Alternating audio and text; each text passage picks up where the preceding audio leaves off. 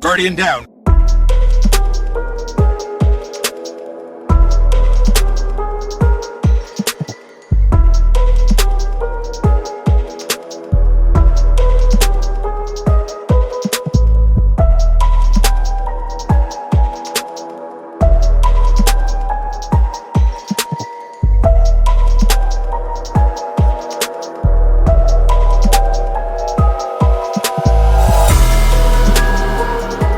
Hey, what's up, everybody? Thanks for hanging out with us today. Welcome to episode 129 of Guardian Downcast. We're a couple dads that love all things in the Destiny universe, and we talk about it. We also interview content creators and community members to find out more about them. We're the show that asks, what do you have on your to-do list before Witch Queen? I'm your host, the Gatr, and my co-host, Hazel, is here as well. I heard it's been a pretty rough week for you, man. How you been? Yeah. I don't know who I pissed off, but, yeah. So apparently, let's see here. My wife wasn't feeling good. She was getting chills and things like this. Went and got her tested for COVID. Doctor's like, yeah, you don't have it. Came back negative. But then he's like, you may want to lay low for the next few days. And I'm like, what the fuck does that mean? That's not much confidence. I'm like, for real? I'm like the incredulous look that I had on my face was just I was mind boggled by just what the hell just happened.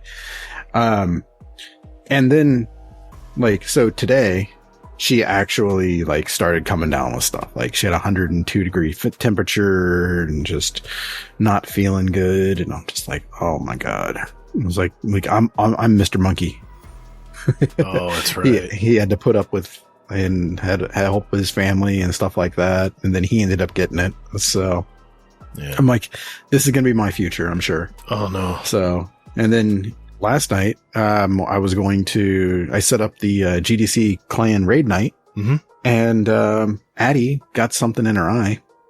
We had to go to urgent care and get that taken care of, and we didn't get home until 1 a.m. Oh my God. So, yeah. Yeah, I was a little disheveled. I was like, Hazel put all this together. I'm like, well, everyone just meet up in orbit and we'll figure it out. And we ended up splitting into two teams. It was pretty fun. Kingsley, awesome. Shout out to Kingsley. He helped out too. That's good. I'm really glad that you guys are able to pull it off. I felt terrible for missing it. And I thought about playing on my phone, but I'm like, yeah. I was like, I've got this 40-pound child on my lap the entire time. So man. It's well, shout out to Mile High Magi, his very first run of Vault of Glass, and got the Vex. Poor AJ. Little bits. He's run it 40 something times now and still doesn't have it. I said, man, I feel your pain. I haven't done it 40 times, but yeah. So you don't quite feel his pain though. Not quite. Halfway feel his pain. Halfway. I half feel his pain. There we go. Not really. Math's hard. Carry on. So, but aside from that, I've been home, basically because we've all been quarantining because, we're laying low. And, I ended up knocking out, the Vidmaster Seal and the MMXXI. Very nice. I'm not even close to that. Nice job, man. Yeah. Wasn't bad. Now I'm basically trying to get to level 16 on the dares, and it's the bane of my damn existence. Oh man, that is for sure. And we'll talk about this later, but, there was a tweet from DMG this week. He said that new light players that are 1100 light were getting stuck in the intro mission. Yeah, because Xur takes you right into it as soon as you sign in. Even if you're a new light player. So people were getting stuck in there at 1100 on 1150 minimum. And then they had champions and stuff to boot. So, yep. And no champion mods, no good weapons. No, nothing. Just the basic stuff. And DMG, put out, we're getting this fixed, but until then, we're going to put together a special emblem. Anybody who can just depower themselves and jump in there and get in the same, get yourself down to like 1120 or something because of artifact. We can't go full 1100, but jump in there and help. And I think you were doing that last night, weren't you, with Golden God, was it? No, it was, Sneaky Snake. Shout out to Sneaky Snake. Good job. Yeah, exactly. Yeah. We were in there. We were doing that. Truth Lives was doing it too, with some of his clan. And, nice. Yeah, I mean, we were all trying to help out people, and it was just a good time. And actually, you can go below 1100. So yeah, and everything minimum 1100 when you get it from collections. Nope. There's one thing called like the Dreamers Collection, something like that, under armor, and it's under leveling. And I had a cloak not a cloak, but a class item for my Titan, Titan mark. And, it was, I think, 21 power. Oh my gosh. I have to look into that.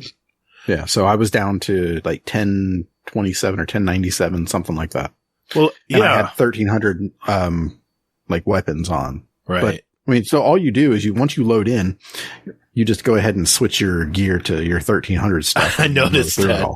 I was looking at the lobby to see who was in there, and I saw the lights start slowly climbing up. I'm like, oh, I can do it now. I didn't take any chances. I waited till we actually landed, and everyone was on the same page. This is the thing I love about Destiny, community. Everyone waited while I put all my gear back on. When they didn't know when they put the staff down, it didn't start the encounter until I ran in there at the last. So, and there was some level 6s in there. There was definitely some early lighters in there, new lights. And I felt like we helped them out, and it was a lot of fun. I mean, we were just blowing stuff away, but I did that, today before I went to, I was helping a friend pick something up at a house. I have a pickup truck now. So that's my job, is hauling stuff. I made a mistake. Congratulations. I made the mistake of telling everybody I got a new truck. So, oh, congratulations. Oh no, I got this actually in April of last year. Yeah, it's the same truck I got back in April, but yeah, everyone knows I have a pickup, so that was a mistake. Yeah, but everything other than that craziness it's been manageable at least. Hell if I know, man. I'm just holding on, going wherever the wind takes me. So. I hear you, man. This week has been a whirlwind for me after New Year's. And what's great is Christmas and New Year's were on weekends, so we actually could have shows those weeks. Shout out to Nate Fu. That was a great show we had. And then we had our end of the year montage. I love putting that stuff together with all the sound bites. That was awesome. That was a lot of fun to do. I really enjoyed doing that. And, I didn't even know what day it was. I mean, it's like Mr. Monkey put in our Discord, it was a little gift saying that, after New Year's, no one knew what day it was or what was going on. And that was kind of how I felt this week. And it's kind of been discombobulated, had a lot of extra stuff to do. But overall, nothing like what you're going through, man. So I hope things improve quick for you guys over there. Addie's fine. Thank you, man. Everything's fine with her eye now. She's good. Well, no, we're going to have to take her to an optometrist. Figure out what's going on. Okay. Yeah, because why not? Well, yeah, add to the list. Yeah, exactly. Exactly. Well, here's what we have on tap for tonight's show, you may ask. Because this is our first show of 2022, Hazel and I are going to go it alone tonight. We have some new stuff to share about our show, for the next year coming up. And of course, we'll try to throw some Destiny in there as well. First, obviously, we're going to catch up, see what's going on. I have a movie review I wanted to share from last week's A-List offering. Let's see. Also, we have a one Destiny-related topic, a conversation that maybe Hazel and I can get into. We're answering community questions, and we're going to add 2 songs each of us to our award-winning Guardian Down Cast Show playlist. What do you say, Hazel? We'll do this? Let's get this going. Let's do this. Let's do it. We'll do it live. That was poorly timed.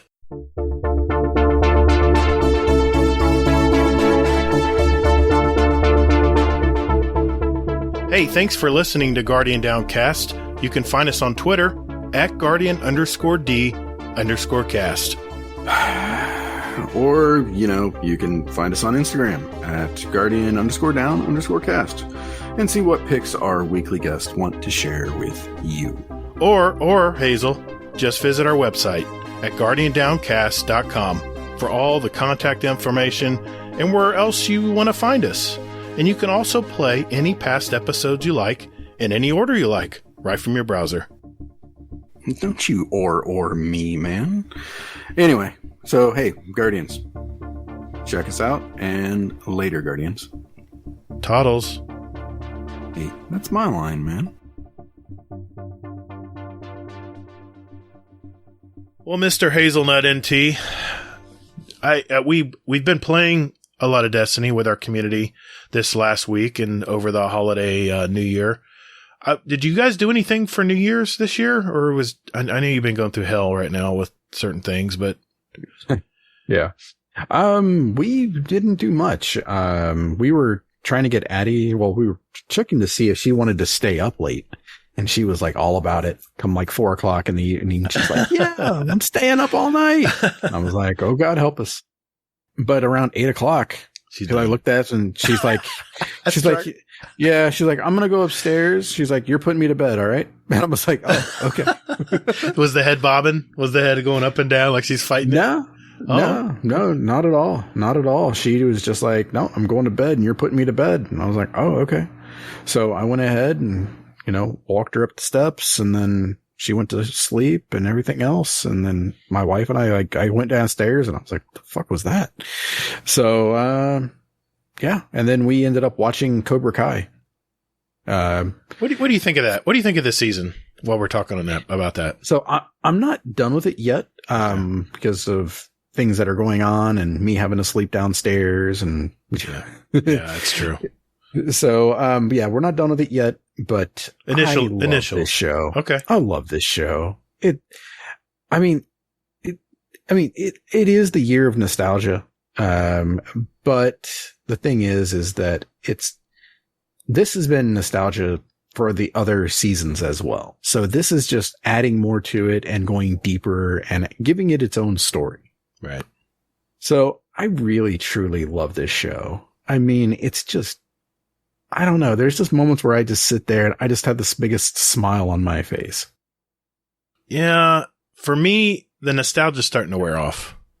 And I'm starting to see for what this show really is. And it's if you go into this show thinking it's going to be a serious drama or serious story, don't even bother.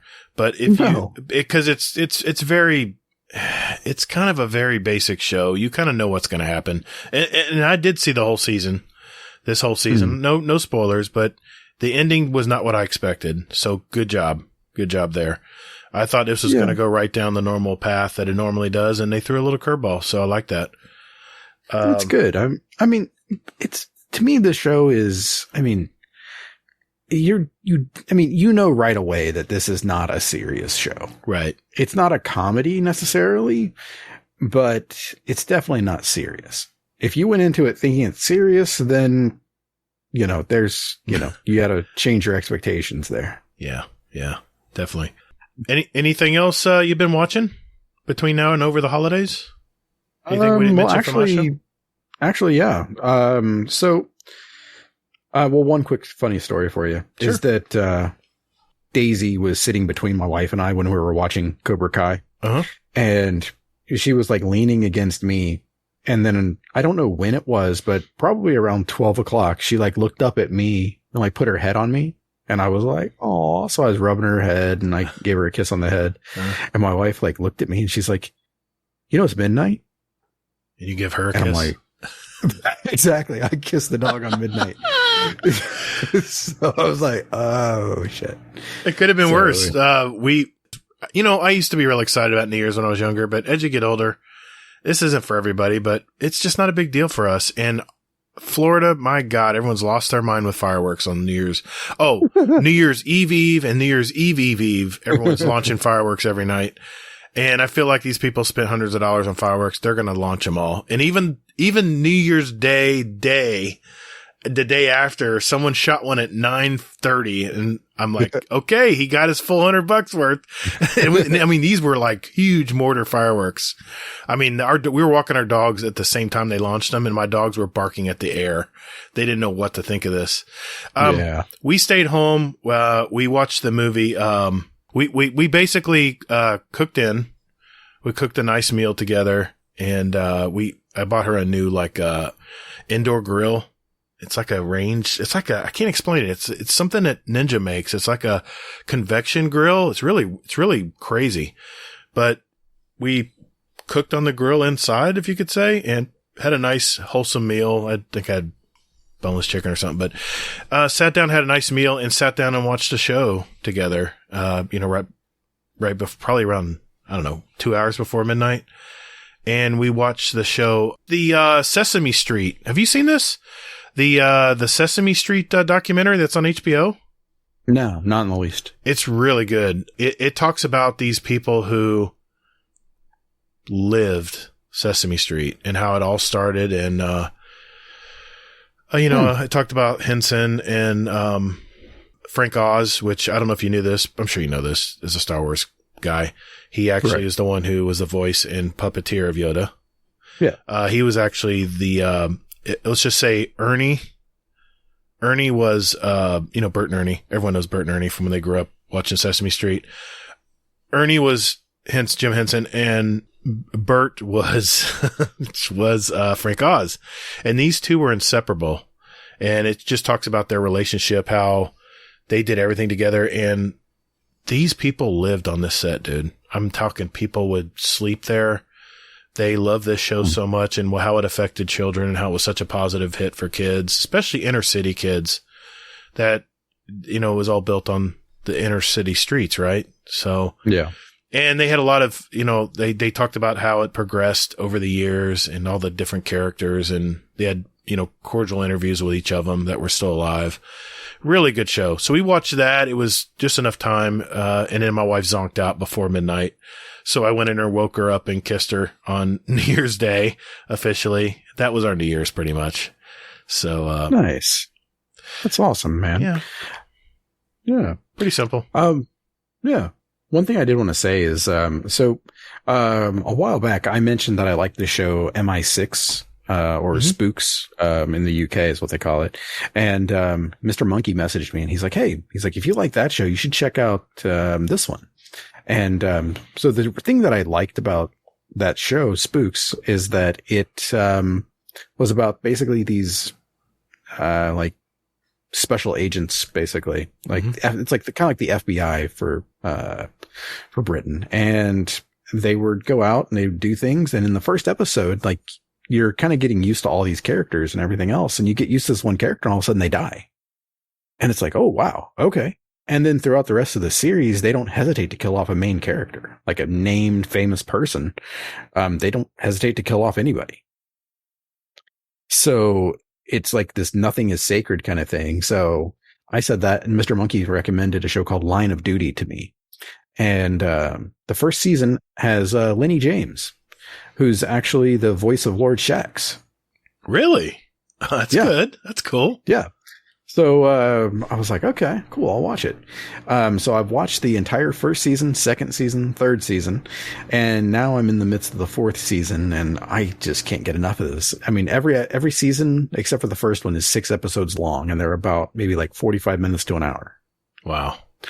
So that's nice. It is so much fun to watch this show, and just I don't know, it's almost like trash TV to a degree, because it's like, oh my God, what's going to happen next? But, it's trash, but classy at the same time. Okay. It's really well done. Wow. Another show I wanted to mention too, since we're talking about shows, I watched on the NFL Network, after the game this week. It was called All Madden. I'm sure you know that Madden died this week. And you know what's really weird? It's actually very cool how they did this. They made this documentary while he was still alive, Hazel. He actually sat there looking at a big screen in front of him with all these past players and coaches and commissioners and stuff talking about how great he was for the game. And he's, of course, tearing up and all that. And it ends, well, I won't tell you how it ends, but it's a very maudlin ending. I think you'd like it if you haven't seen it yet. All Madden on the NFL Network. I'm sure it'll be out somewhere else, but that was a great documentary. It was long. It was like a hour and a half plus. So yeah, that. Anything else? Anything else we want to mention while we're talking about it, show wise? I don't think so. I mean, pretty much my life is revolved around family, Dares of Eternity, and Line of Duty. How many runs you got now? Dares of Eternity? Go ahead, you can flex. I was actually just looking that up, because I was like, I have to know because this is the bane of my existence. The magic number, I think, is 80. That's how many you got to get all the good stuff in there? Yeah, exactly. Oof. So, yeah, I think it's 80 is the magic number, and I am at 41. So, yeah. Okay. It's taken a while. My shortest run is about 10 minutes and 20 seconds. Really? Okay. And it looks like I've been in it for 10 hours. So, yeah. It feels a whole lot longer. Okay. Let me look up what I did in comparison. /dares. Let me see if he'll just give it to me. Yeah. Okay. By the way, I just want to say I have loved most of the names that our community has given me. Oh yeah. Except for the past 2 days. What? The past 2 days are like, I was I'm sorry in advance. Come on now. I was like, for real, we can do better than that. So yeah. Keep them coming, guys. Keep them coming. Yeah. So yesterday I was Gator's side piece. That was from Mr. Hades. Yeah, exactly. And what was today's from RNG Gator? I want to hear you say it. Yeah. Yeah. I love AMC A-List. Yes. For the win. Yeah, exactly. In comparison, I've done 7. I've spent an hour and 59 minutes, and it's fastest going to take you a year to do that shit. My fastest run was 14 minutes. So, yeah. But like I said, I'll start the grind. I'll start the grind back up. I'll start getting these done because I want that Xur ship. Xur ship. That Xur ship is cool. There's some really neat stuff they put in this 30th anniversary edition. Almost did it again. Not 35th, 30th anniversary edition for Bungie. And what have you thought so far about this 30th anniversary edition? I know we're all over the place tonight, but I don't care. What do you think so far? You think it's worth the $25? Oh, that's a hard question. I think it's semantics at this point. I don't think it's worth $25. I think it's worth $20. Mm-hmm. I know it's just $5 difference, but to me, I know we got a new dungeon, we've got dares, we've got, the treasure and all of that stuff. And right. I don't know. I think it's slightly overpriced, but for the things that we got, I like it. I do like it. I enjoy the armor. I've got all of the dungeon armor on all 3 characters. I have already transmogged all the pieces so that way I can slap them on whenever I want. Right. We have the streetwear set that was given to us right just for showing up. And I like it for the most part. Yeah. Yeah. It's fine. So, yeah, I don't know. It's weird to me, It's like I was talking about it with Sneaky, and he's like, it'd be better if they included any type of content with this, like any type of story. Instead of just being a game show. Yeah. Yeah, exactly. Give it some lore, give it something give it some teeth, that way we can actually enjoy this and that instead of just banging our head against the wall 80 times trying to do a damn dare thing. Yeah. Yeah. That's a lot of grind. I give them a little bit more leeway here because mainly of the fact that they gave us so many new weapons between the swords, all of the Halo reference weapons that they gave us for free. Because I have a free to play account I'm working on right now. It was free. Huh. Yeah. The battle rifle, the Forerunner, I completed that on my free account. I bought the season pass just because I like doing season passes, but it was $10. But for a free to play account, jumping on here, you can get the Forerunner, you can get the Catalyst, you can do all the grinding through all the Dares of Eternity stuff and get all the stuff that's in Dares of Eternity free without buying the game. So, except for the dungeon stuff. Yeah, the dungeon. Now, what we're talking about we're splitting hairs with $25 is the dungeon and the Gallahorn, of course. That's a pay-to-win weapon, I would say. Not pay to win. Pay to acquire. You're buying that weapon, basically. If you don't buy the 30th anniversary edition, you don't get it. You have no access to it. But you know what? That's a good trade-off. For everything they're offering weapon-wise that you can grind for, I can't complain, man. I mean, let's look at Eververse. There I can complain. When one thing cost, $15 for one item in silver, equivalent silver, 1,500 silver, I don't think so. That's where I'm drawing the line. But they're giving you a lot of free content in here just to play. You don't have to buy it to get that content. So I give them a pass only because they were so generous on the front end. So I don't want to, we can go down a rabbit hole there, but. Well, I mean, the other thing I wanted to mention is that you were talking about basically like paid versus the free track. So, right. I mean, for $25, basically it's the dungeon because you get the dungeon and then the streetwear set. So that's $25. It's that dungeon is very fun to play though, I must admit. It is. But you also get the weapons that go with that. So, yes, I mean, so you yourself, without buying the dungeon and that 30th anniversary pack, you're never going to get a 1,000-yard stare on that character in Ias Luna, a Matador, the sword, the armor set, the Gallahorn, things like that. Very true. Very true. But I can get the Forerunner.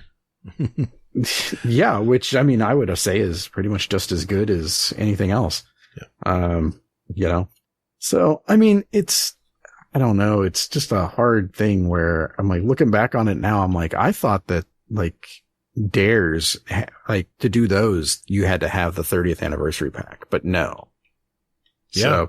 So no, now I'm definitely thinking $25 is definitely too much. Yeah. If you're counting on what you're actually getting for it, but as a total package, I'm going to slightly disagree that I think it was worth it.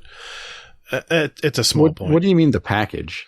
If you're talking about the entire 30th anniversary edition, all the stuff that comes with it, free or purchased, if you put it together as one package and forget about the actual individual items you're getting, then overall, I think it's worth investing in it as a whole. And like you said, there's weapons that you can get in the dungeon that I can't get with the free version, but Bungie was pretty generous here, giving us a lot of these weapons, and people who are little lights that are jumping in here and playing for free can sit there and play Dares of Eternity to their heart's content and grind up that season bar with Xur and get all the stuff that unlocks with that, which is materials and all kinds of different things they can get.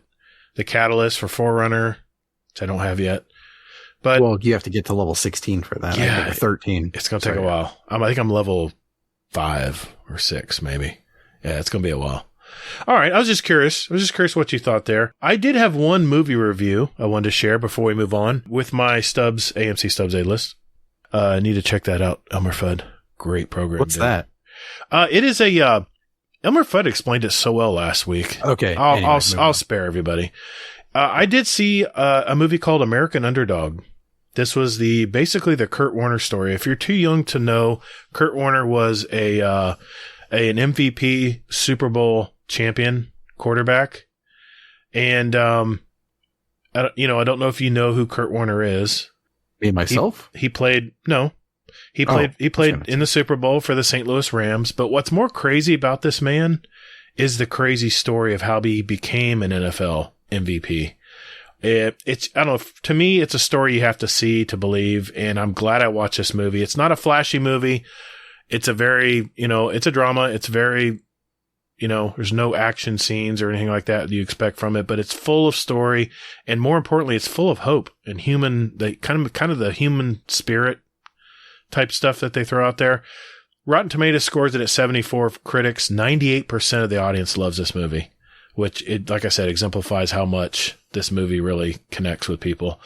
I'm kind of tough on movies, so I'm using my new rating that, thanks to Kingsley Mack, it's not a high school grade anymore. I'm giving this one a B. 3.5 stars. That would be 5? 3.5 out of 5. That would be considered a good movie. I'm kind of hard on movies, so I don't give, as you can see, I gave Spider-Man a B. So yeah, moving on. I did. Well, wait a minute. I want to. Okay. I knew you were going to do this. I want to get some clarification. Okay. So I'm going to give you, 3.5. I'm going to give you the rating scale because, thanks to Kingsley Mack, he gave it to me and I cut and pasted it. At 0.5 star, I walk out. At 1 star, just terrible. 1.5 stars considered awful. 2 stars is just plain bad. 2.5 stars. 2.5 stars is not great. 3 stars is okay. Pretty much an average movie. 3.5 stars is good, which is what I give this movie. 4 stars is very good. 4.5 stars is great. And 5 stars is perfect, which I have yet to see a movie that's perfect. I'm a little tough on scores. Okay, so where would Spider-Man be? Okay, I'm going to revamp my my rating of this movie. I'm going to give this 4 stars and call it very good. And you're asking me what would I rate? You gave this an extra 0.5 star now. I'm giving this 4 stars, and I'm going to say that Spider-Man was good, but not great, in my opinion. But so okay, so you gave that 4 stars Yes, out of 5 because it's a very good story. If you're basing it on story and progression, I'm talking about it being a movie. Yeah, complete. It's a complete movie. Very good plot, okay. Very good characters, very good acting, very great ending. Right. Oh, the ending was great. I mean, when the movie ended, I looked at my wife and said, "Great movie." Walked out. Just one of those movies you just know at the end.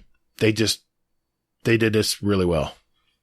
Okay, so how many stars did Spider-Man get? Spider-Man got 3.5 stars in my book. It's a good movie. It's a solid good movie. Okay, and The Matrix? 3.5 stars. It's a good solid movie in my opinion. So this movie was better than better both. I had a better feeling walk out of this theater, and that's what I base it on. How am I feeling walking out of this movie? Because that's the only time you're really going to be able to truly reflect on what you just saw. In fact, they have poll takers outside theaters doors because they want to know your initial impression of the movie right off the bat before you get in your car and all the noise of the world comes back in the radio or whatever, and you guys start talking or whatever. So, yeah, walking out of the theater. 4 solid stars for this movie. Walking out of Spider-Man, 3.5 stars. Walking out of Matrix, a little confused and a little 3.5 stars. We up to speed? Yeah, I just wanted to clarify. I know you just giving people ammunition. I know what you're doing. No, I just legit wanted to get a feel for where everything stood. So yeah. And what about Cry Macho? That was. I give it 1 star terrible, but it was very close to me walking out of it. If my parents weren't there, I would have said, honey, let's go. My parents were there. It was terrible. 1 star for that movie. Terrible. I did want to mention, though, Hazel, before we move on, that just want to mention some movies that I am going to be watching coming up here. Licorice Pizza is out right now. It's gotten really good reviews. My wife and I are going to see that this weekend. The Kingsman, which is the origin story for the Kingsman series, is out now. We're going to watch that the following weekday. There's a movie called Marry Me, February 11th. Jackass Forever. You know I'm seeing that one. February 4th. Dog. That's another good movie coming up. February 18th. Death on the Nile. That's based on the classic. That's February 11th. Cyrano, which is based on Cyrano, the play. Bergerac. Yes, yeah. The play. That's January 28th. That's coming up soon. Moonfall, which is going to be on HBO too, by the way. February 4th, Top Gun Maverick. I'm looking forward to watching that. Please don't mess that up. May 27th, Uncharted movie, which is a video game movie based on the series. February 18th, Morbius. I hope they do a good job. Delayed. Yeah, this is April 1st is the actual tentative date right now. Doctor Strange. No, it got delayed, I think. It got delayed again? Yeah. Morbius did, yeah. Okay, Doctor Strange and the Multiverse of Madness, May 6th. I really hope they stick to that. And, of course, my probably most anticipated superhero movie, The Batman, is on March 4th. Yep. Movies I am planning on watching. Jurassic World Dominion is tentatively for June 10th. And Fantastic Beasts, The Secrets of Dumbledore, April 15th, that's coming out. I'm looking forward to that because I love the Harry Potter series. I did want to remind people I did watch the HBO documentary about the Harry Potter series. It's called it's about where they all come back to Hogwarts as a reunion piece. It was a little long-winded in my opinion, but it was still worthy of watching if you're a fan of the series. So that is on HBO as well. Just want to remind everybody that is available right now. Anything else, Hazel? I think I've blabbed enough here. I don't think I have anything else. So no.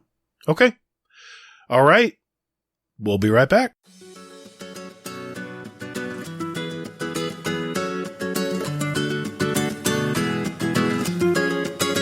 Hey everyone, looking for some like-minded gamers to Destiny with? Or maybe just a place to de-stress and talk about life with others for a bit. Or maybe just a place to discuss the latest movies, the TV shows, new awesome music out there. What about New Year's resolutions or goals or our fitness section? Well, you're also forgetting about our channels with links to our clan, Speakpipe, our show music playlist for God's sake, or even where to get a show t-shirt, mouse pad, or coffee mug if you want to help support us.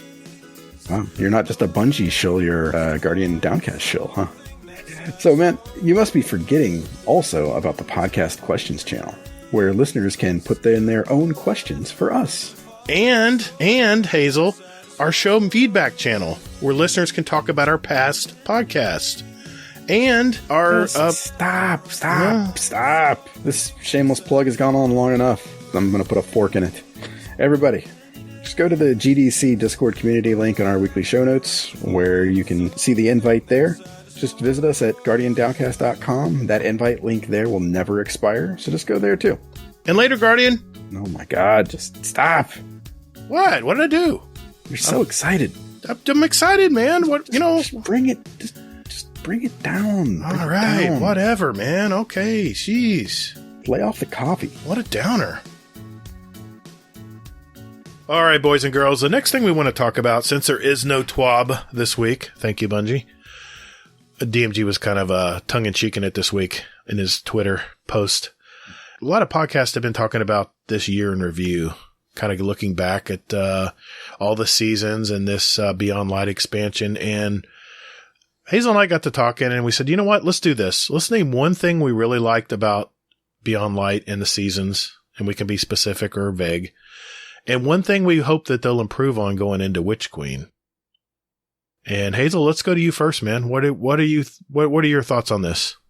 Okay. So my controversial pick for what they did right is Stasis. Oh my God.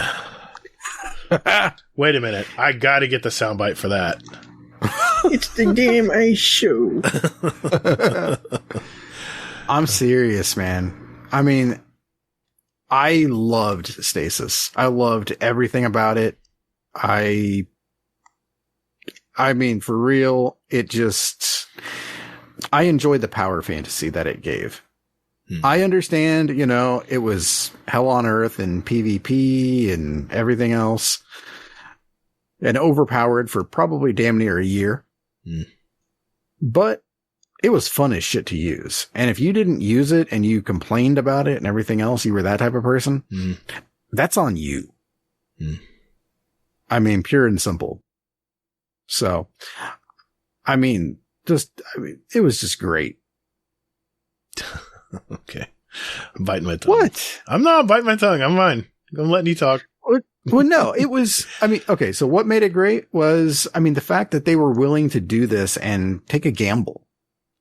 Yeah, they took a gamble, all right.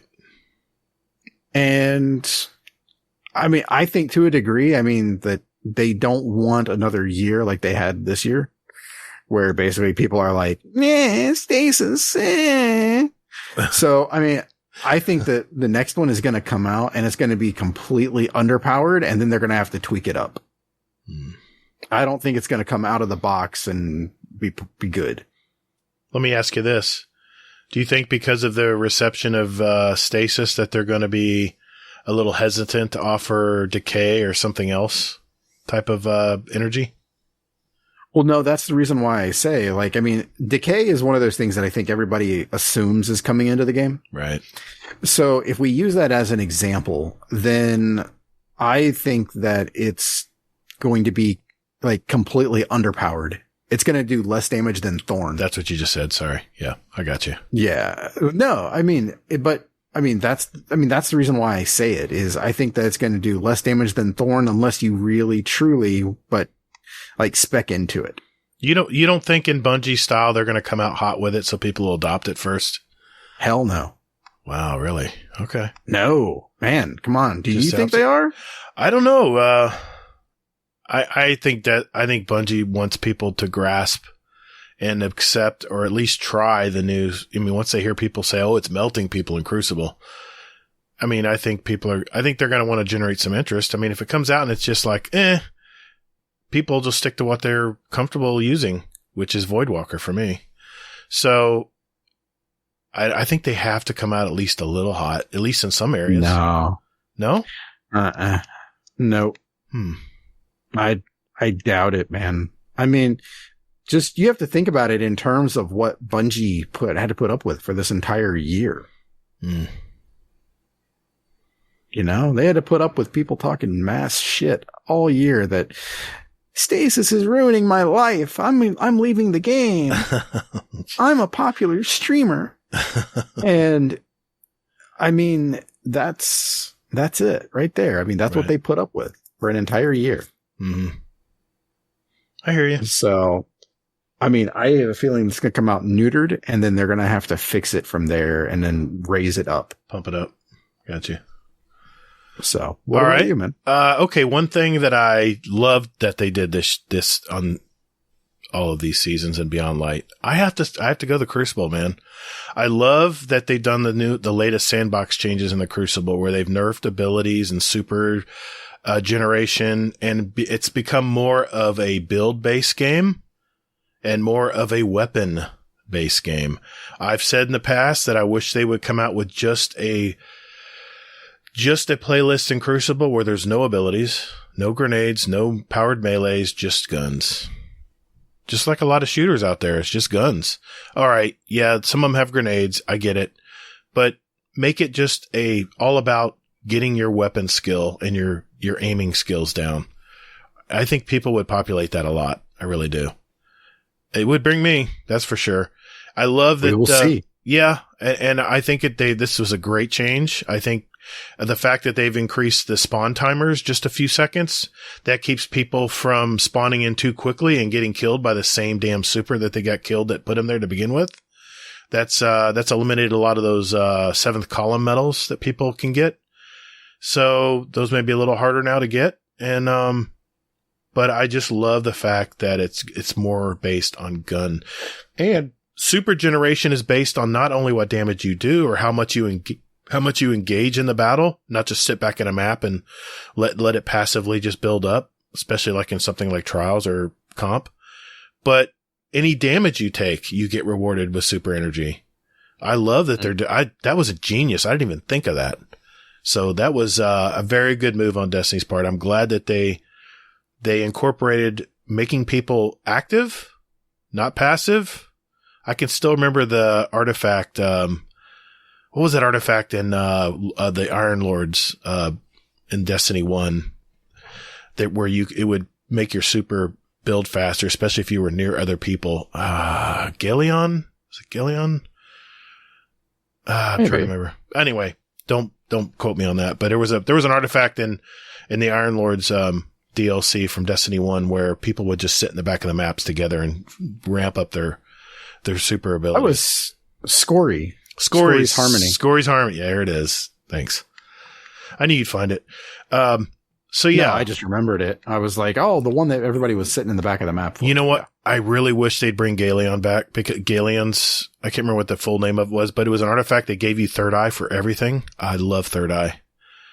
Whenever I use my hunter, I put on the third eye mask because I love being able to aim and see what radar, see if there's a shotgunner around the corner coming dashing at me. I'd be able to get out of aim quickly and counter it.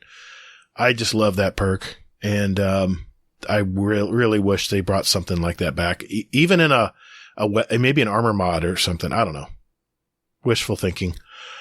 So yeah, the ability nerfs and the total revamp of the sandbox in the Crucible is looking back at Beyond Light as a whole. That's the main thing that I like the best. All right. So that brings us to the other point, or the other side of the equation. What is something you hope they do better in Witch Queen, Hazel? Okay.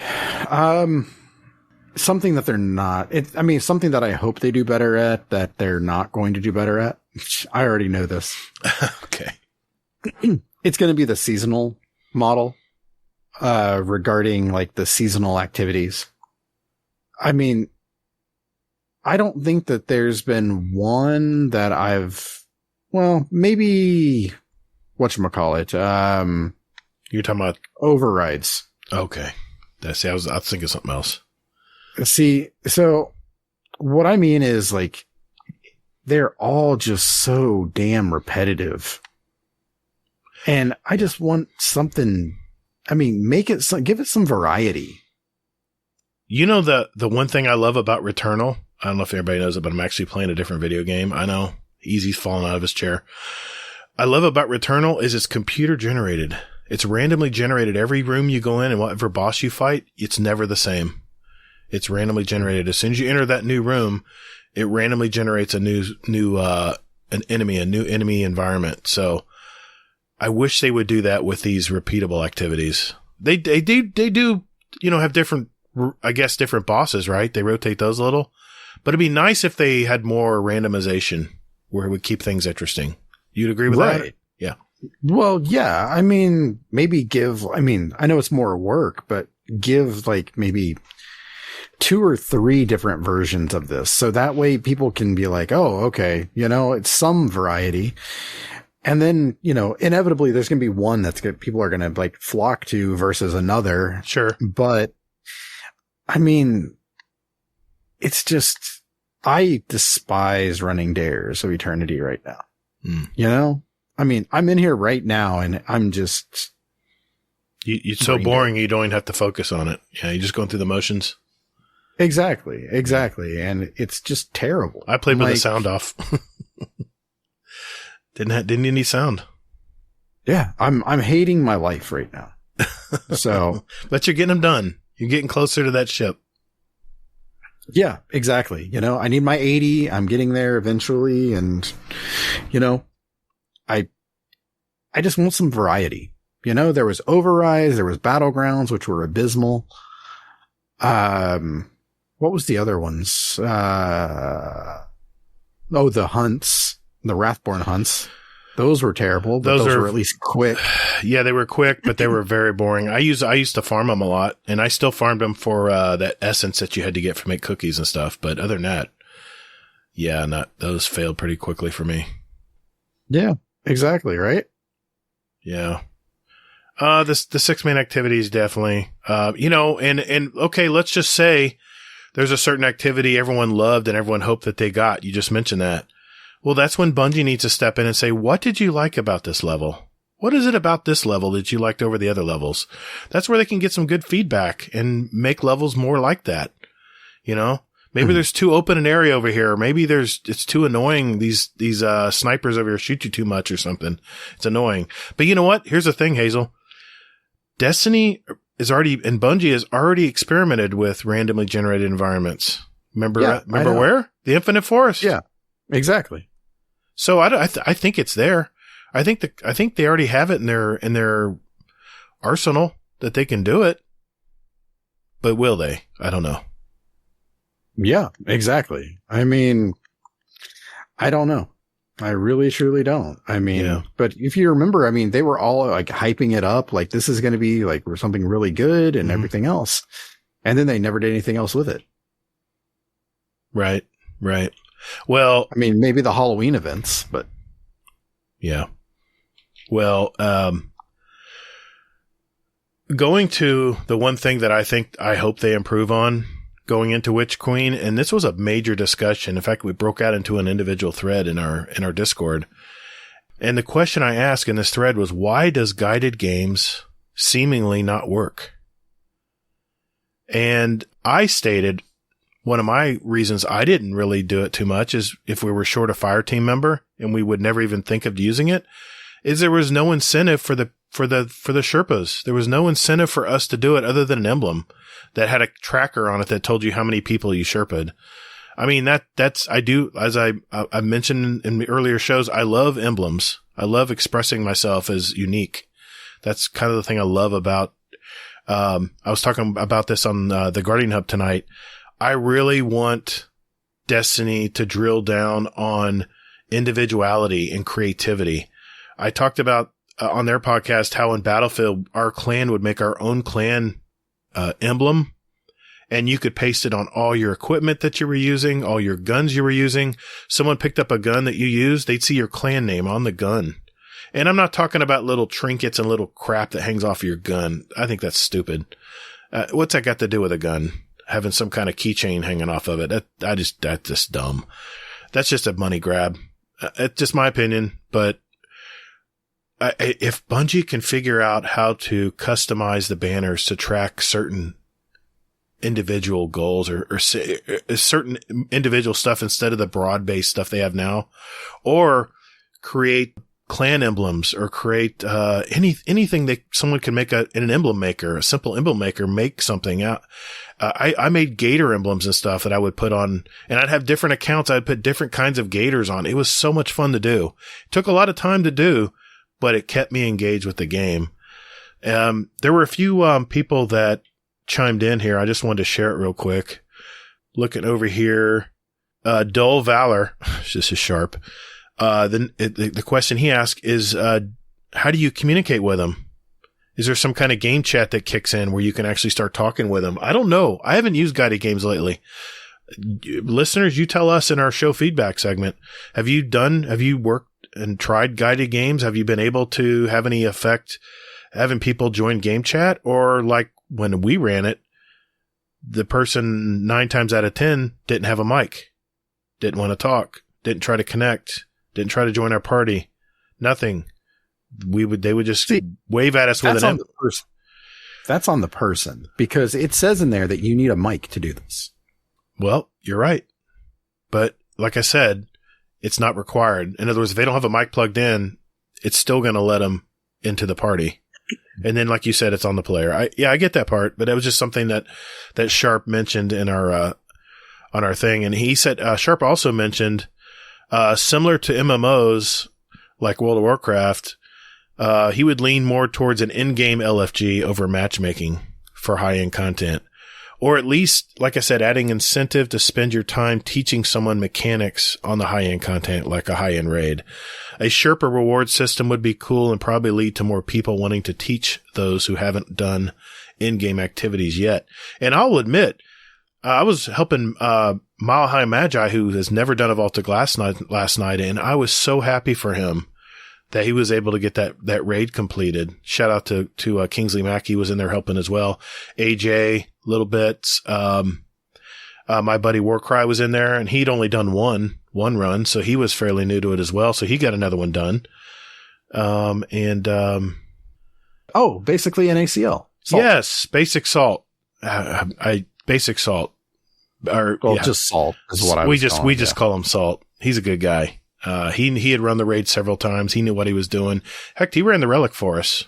He kicked ass. He did a great job for us last night. So yeah. So overall, that's one thing I really wish that they would do better. If they're going to keep guided games in the game, they need to create some kind of, like Sharp said, maybe, like hover over an activity and have like an LFG window pop up or something like that. And I even mentioned this as maybe even a reward system for people to help other people try new high-end content.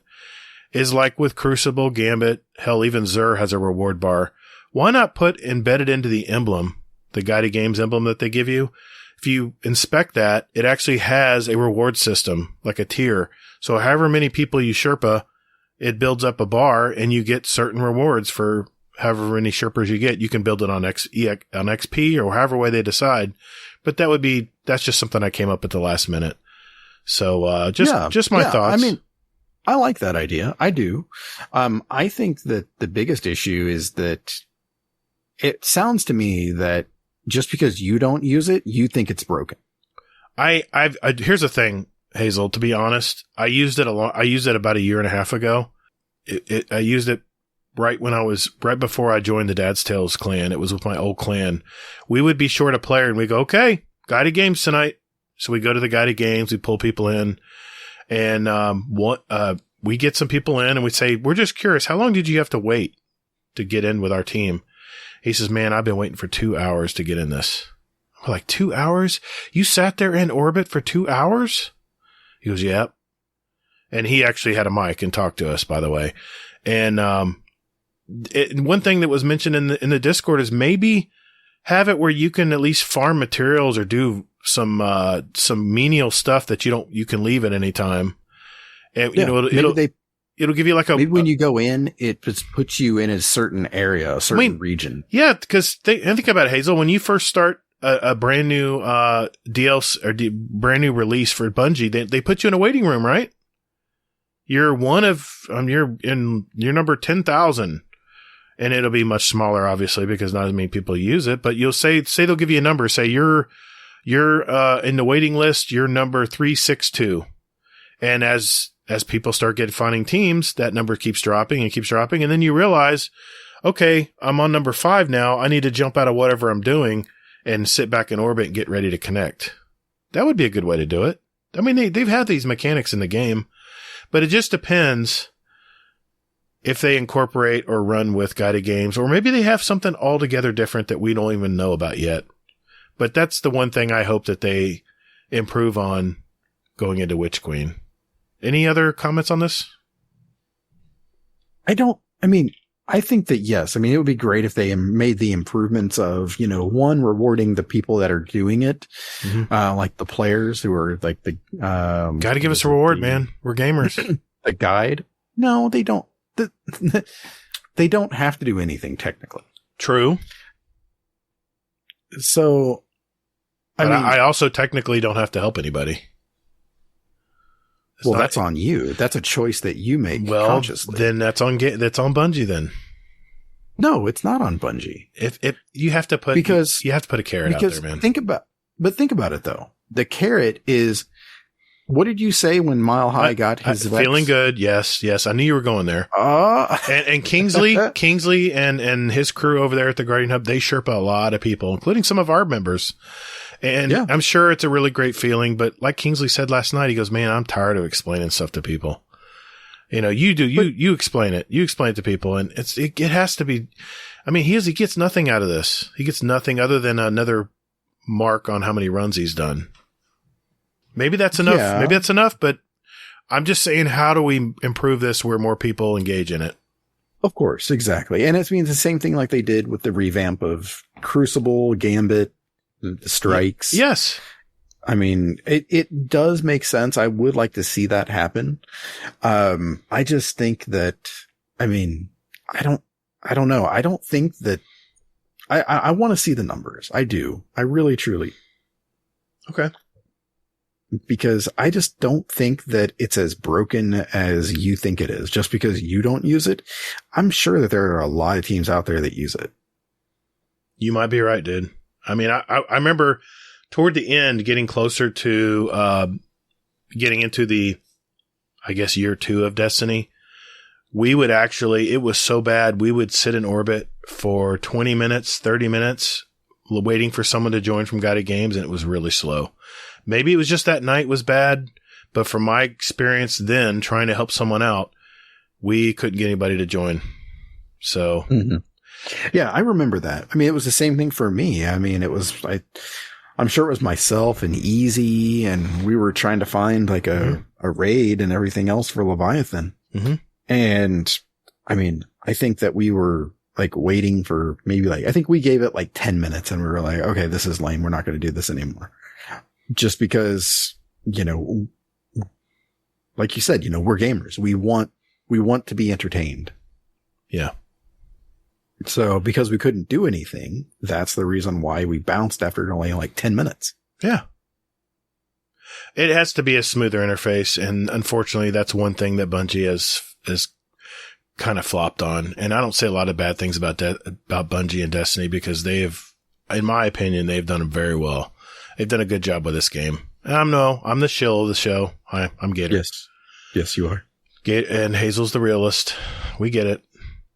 Hey, that was a good conversation, man. Thanks for surprisingly good. Yeah, we didn't argue too much. Yeah. All right, man. Let's get into some community questions. We'll do that right after this. Sounds good.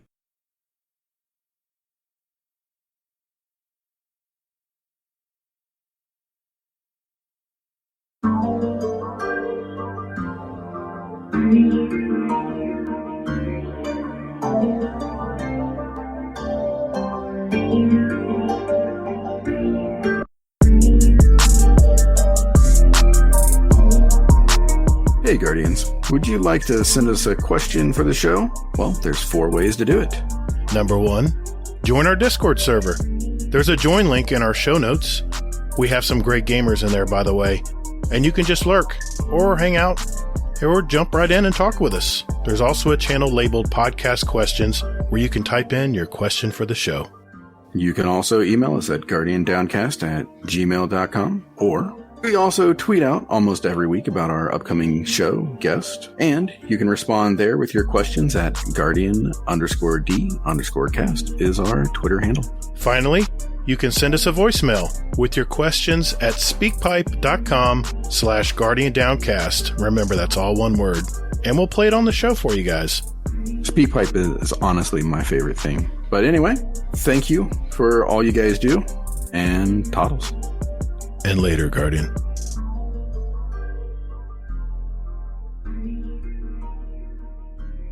Well, everyone, as you probably know, earlier in the podcast, Hazel's wife is under the weather, and he had to go attend to her. I totally understand. So I guess, you guys got me to do community questions tonight. So, hey, Gatr, how you doing? Who's this? It's RNG Gatr. Oh, hey, man. Oranga. How you doing, man? I'm good. Just thought I'd pop in, saw you in here by yourself. Hell yeah, dude. Hey, I was about to crank out some community questions. You want to join me? Sure, we can do that. Hell yeah, come on over, man. All right. Well, I tell you what, let's start with, let's do a couple of speak pipes. Let's do those first. All right. No problem. I got one here from Mr. Nate Fu, and we're going to play it right now. Hi, guys. Thanks again for having me on the last episode of 2021. Hope your 2022 is going well. I never did get to my song recommendations for the playlist because I think my head was firmly planted in my desk by that point. So here we are coming in after the fact with the 2 selections that I put on the list for that episode 128. The first track I picked is from a band called X. They're an American rock band formed in Los Angeles. And they have a, multitude of tracks. But the one that I chose is the one aptly named Los Angeles. And the second track I picked is from Styles of Beyond. They're an underground hip-hop band from the San Fernando Valley of Los Angeles, California, of which I currently reside. And I picked the song from them, Dunky Fividins. And the reason I picked these 2 bands is I actually have personal ties to both. With X, my wife is good friends with DJ Bonebreak's niece. And then with Styles of Beyond, Ryu is my actual legit brother-in-law. And I actually helped get their debut album, 2000 Fold, to press in time. They lost their hard drive the night they were supposed to send all the masters in to get the CDs and everything pressed. So yeah, I basically spent my 23rd birthday up all night doing data recovery and then rebuilding their system so they could actually get those tracks to the press house and get that album off the ground. So yeah, those are the reason I picked those 2 tracks. Again, thanks again for having me on. I was told it was a good time. And obviously, if you're hearing my voice, I successfully recovered somewhat. I don't think I had a drop to drink for the next 2 days. And even the sheer thought of having a drink was giving me bad thoughts. So Again, thank you again. It's always a blast coming on. Have a good one. You know what, Nate? It was all worth it, brother. We had a great time, and what a better episode to end the year, you know? I think we all had a good time. Runga, I think you were in the chat during that somewhat parts of those episodes, I think, weren't you? I was there before it all went to haywire. I left before you started your Matrix talk. Oh no, I couldn't make it anymore. I was tired. I hear you, brother. I hear you. Well, Nate, hey, it was a blast, dude. And yeah, I'm sorry you missed it. It was a great time. We were literally trying to get him to say the words so we could move on with the show, and he was like, "Nah, I'm not having it." So yeah, I could hear it when I listened to the recording. I was like, "Yeah, he's struggling." Oh man, that's crazy. We have one more RNG Gator. Let's listen to this one. This one is from Mr. Sweaty Spooks. All right. Hello, this is Sweaty Spook speaking. Have we gotten to the part where Gator talks about the weather yet? As it is, it's currently 12:40 p.m. Atlantic Standard Time. That's an hour ahead of Eastern in Prince Edward Island, Canada. And we just had work canceled because we have a snowstorm incoming. Now, I know this one's not going to be applicable to Gator, but if there's a guest on the show, this would be a question for maybe the guest and Hazel. When was the last time you remember getting a day off due to a snowstorm and getting a snow day? Love the show, guys. Hope everybody's safe. And looking forward to hearing this week's episode and hearing more from our good friend across the pond, Mr. Uncle Scumdeath. Love you, buddy. Love you guys. Stay safe. Till next time. Thank you, Mr. Sweaty Spooks. Hazel's not here, obviously, and I know he would probably bitch and complain about how Ohio weather's so bad, and he had one last week. What about you, RNG Gator? You're up in North Carolina. You guys get any snow days? My job, 9 times out of 10, I still got to go to work, but I've had about 5 years ago, we had a snowstorm because it actually came up on my Facebook today, 5 years to the date of pictures in the yard with my family. I remember not going to work because we got 2 feet of snow. So, it was beautiful. Yeah, you guys aren't really set up for a major snowstorm up there, are you? They do pretty good clearing the main highways and everything, but this week we got snow Monday, and I had to go to work. But our ground was so warm because we had been 70 degrees before that it really wasn't sticking to the roads. Wow. It stuck to the cars in the ground. But by the afternoon, it was melted and gone. It's my type of snow. You know, it looks pretty coming down, and it's gone by the afternoon, and I ain't got to deal with idiots on the road. It's already in the drain. So, nice. Yep, man. And today we're cold. We're not getting snow, but our low tonight's supposed to be 18 degrees. It's 28 right now. So, it's chilly, and it's the cold don't bother me. It's the wind that we've got. And I work at the airport, which makes it even worse because there is no trees to block the wind where I'm at, it's all open. Oh yeah. I get that. Well, Sweaty Spooks, I don't have snow days per se. We have hurricane days. Yeah, we have those too. We'll have hurricane days where school is canceled for like a week because we just don't know. I mean, we're a big jut out of land into the two oceans. So yeah, that would be except we have them in the summertime. You have this in the wintertime. So it's kind of the same, kind of not, but hopefully that answers your question, buddy. Hey, thanks for sending that to us. Hey, Runga, let's grab some questions out of the Discord here, man. What do you got? All right. I got one here from Golden God. It is question for the show. What's your favorite weapon / armor / subclass combo? Mine is Laymanarch, Necrotic Grips, and Bottom Tree Dawnblade. Oh, I actually have. Yeah, that's nasty. I have one now with Stasis because I went farming IS Lunas in the grass, the new dungeon. Right.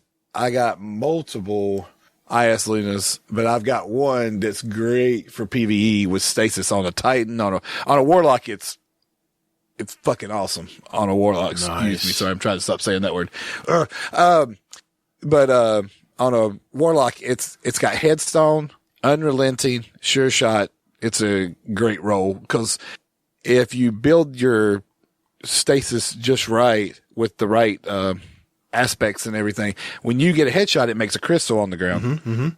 And I'm using Ophidian aspect because I have the faster reload, but I think my gun has a reload masterwork too, so it reloads real fast. But you get the crystal on the ground. When you shoot that crystal, it's like Dragonfly times 4. Nice. It literally, anything in the area just explodes. It's so much fun to use. So it's great for ag control. And I've used it on my Titan with stasis. I haven't tried it with my Hunter, but I've been playing my Warlock and Titan. Yeah. So I'm enjoying it. Nice, man. I have what's called a vampire build. I'll have my not necrotic grips, but I'll have my the element is when you melee, you get your health back. It's vampire is one of the perks of the. I'm not looking at it right now, but off the top of my head, I know I'll use that in like a really sweaty raid, like a raid you're trying to stay alive. Usually like a day one raid. I'll use a crimson as my exotic kinetic, because anything you kill also gives you life or health, and then it reloads automatically if you're hitting headshots. I love that gun for that reason. I've got a ton of kills. I think I've got 20,000 plus kills on that gun, and they're almost all from raids back in the day, like the old Leviathan heroics and stuff. They were crazy hard. And Devour, Voidwalker. You eat your grenade. Anything you kill it didn't matter if you using a crimson or whatever. You get your health back too. It's a really good survivability class.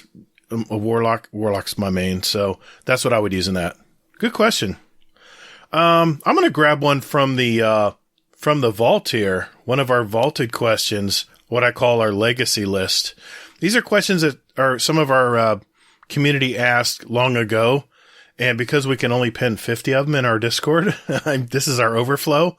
And embarrassingly, this was a question that was asked quite a while ago from our good buddy, Uncle Scumdeath. He says, question for the show. In which past movie would you cast Mr. Elmer Fudd as the main hero of the film? Or the villain? The choice is yours. I personally would like to watch him as John McClane in Die Hard. Oh, wow. John McClane in Die Hard. I don't know, Runga. I would have to I'm thinking of like a Viking or some kind of Viking or early civilization type movie. Only thing that comes to me is maybe Troy. He could play He could play Hector. Eric Bana played that. I see him as maybe playing Hector. Defending, trying to keep everybody out of this kingdom.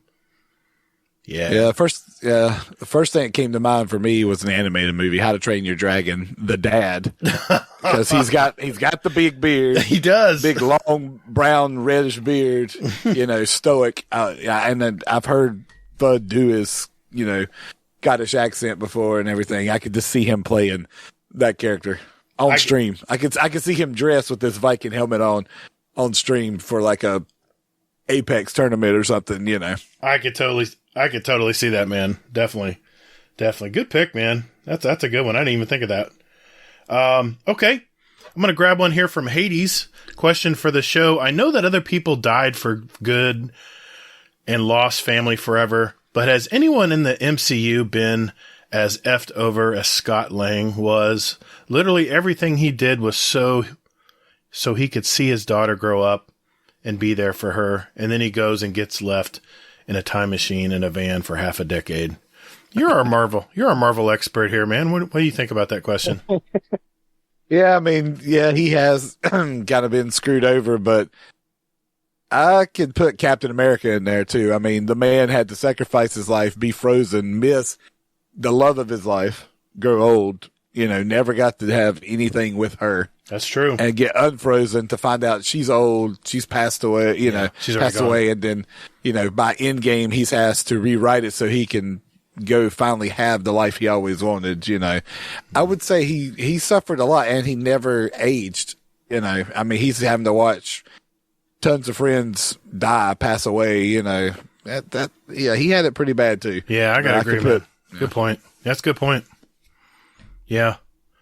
I'm sorry. I'm not trying to speed us up too quickly, but we have so many questions in here. I just kind of want to just get some knocked out tonight, man. So thanks for that question, Hades.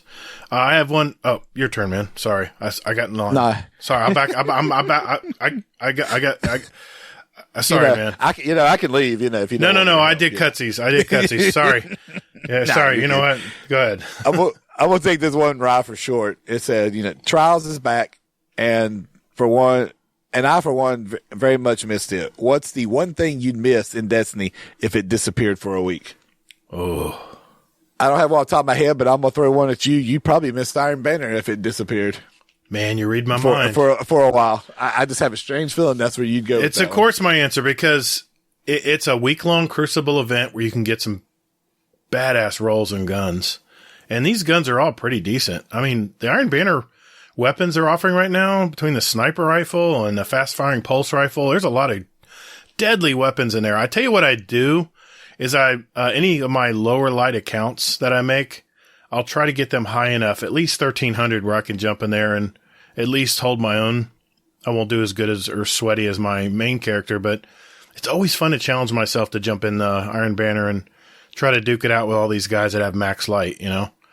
So. And see, I'm the opposite. I like Iron Banner in D1 and everything. I haven't still gotten into it in D2. I'll play it for one time during the season, but I never can get up to power enough. And then by the time I get there, I don't know. I just don't have, if I play with people, it's fun, but I don't know. What would I miss? Like something, I'm trying to think out of seasonal range, something that's always there. But now that we've gone seasonal, you know, this stuff stays around until that season is gone. You know, it's so hard to say, what would I miss? I mean, I guess mine would be some raids that they took away, you know, like those Leviathan raids and everything, even though like the short dungeon ones and stuff, I love those. I kind of hate that they took those away. They were fun to run. Yeah. I could see that. I miss Leviathan because they were so accessible, and you could jump in any of the smaller, faster parts of the Leviathan. I wouldn't call them dungeons. Raid layers. Yeah, the layers. Yeah, I like that. I hope they bring that back in Witch Queen. I really do. Okay, moving along here still. I have another one from Hades. Let's see. Question for the show. How much would it take you to delete all your characters on Destiny, and how much to never play again? Oof. That ain't happening. There is not enough money in this world. There's not enough money to make me do that. I know. I know. Astacross says if I get $51,000, I'll raise that kind of money. I'll delete Astacross. I'm like, I don't know, dude. And he has much more to lose than I do.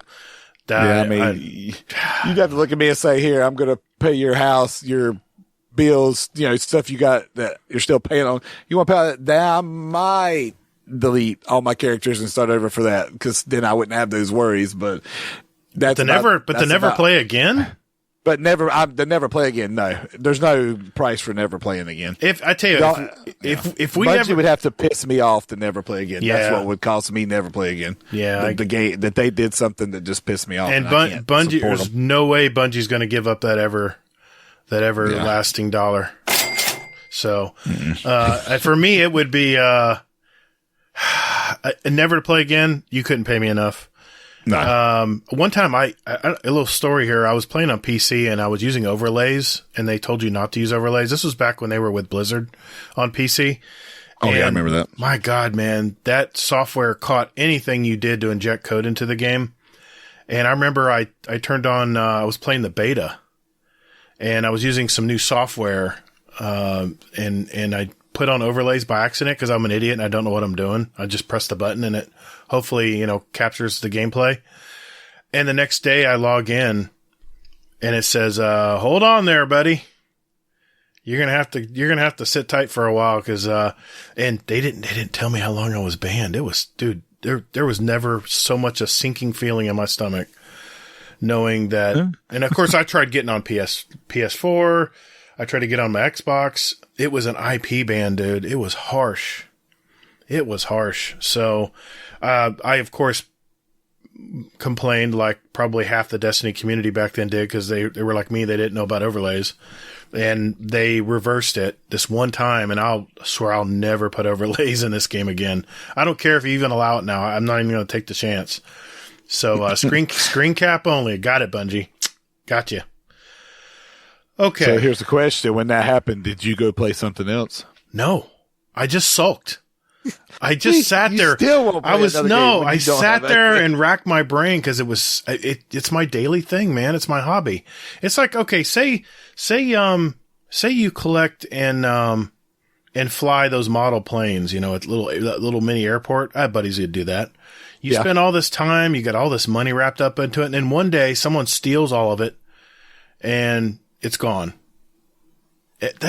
You're used to doing that every day or every day after work or every weekend. It's really hard to shake something you're really passionate about. And for Destiny, that's definitely me. So that's a good question too. Nice questions here tonight, guys. And these aren't these aren't even current questions. Sorry about that. All right, Ronga, what else we got? All right, I got one here from Golden God. Says today was my high school reunion. We know it's not today because it's an older question. Yes. And I did go. Let's see. I did go. Didn't like most of the people that was going. Plus, I wanted to give the Vex another shot. No luck. But anyways, question for the show. Did y'all go to y'all's reunions?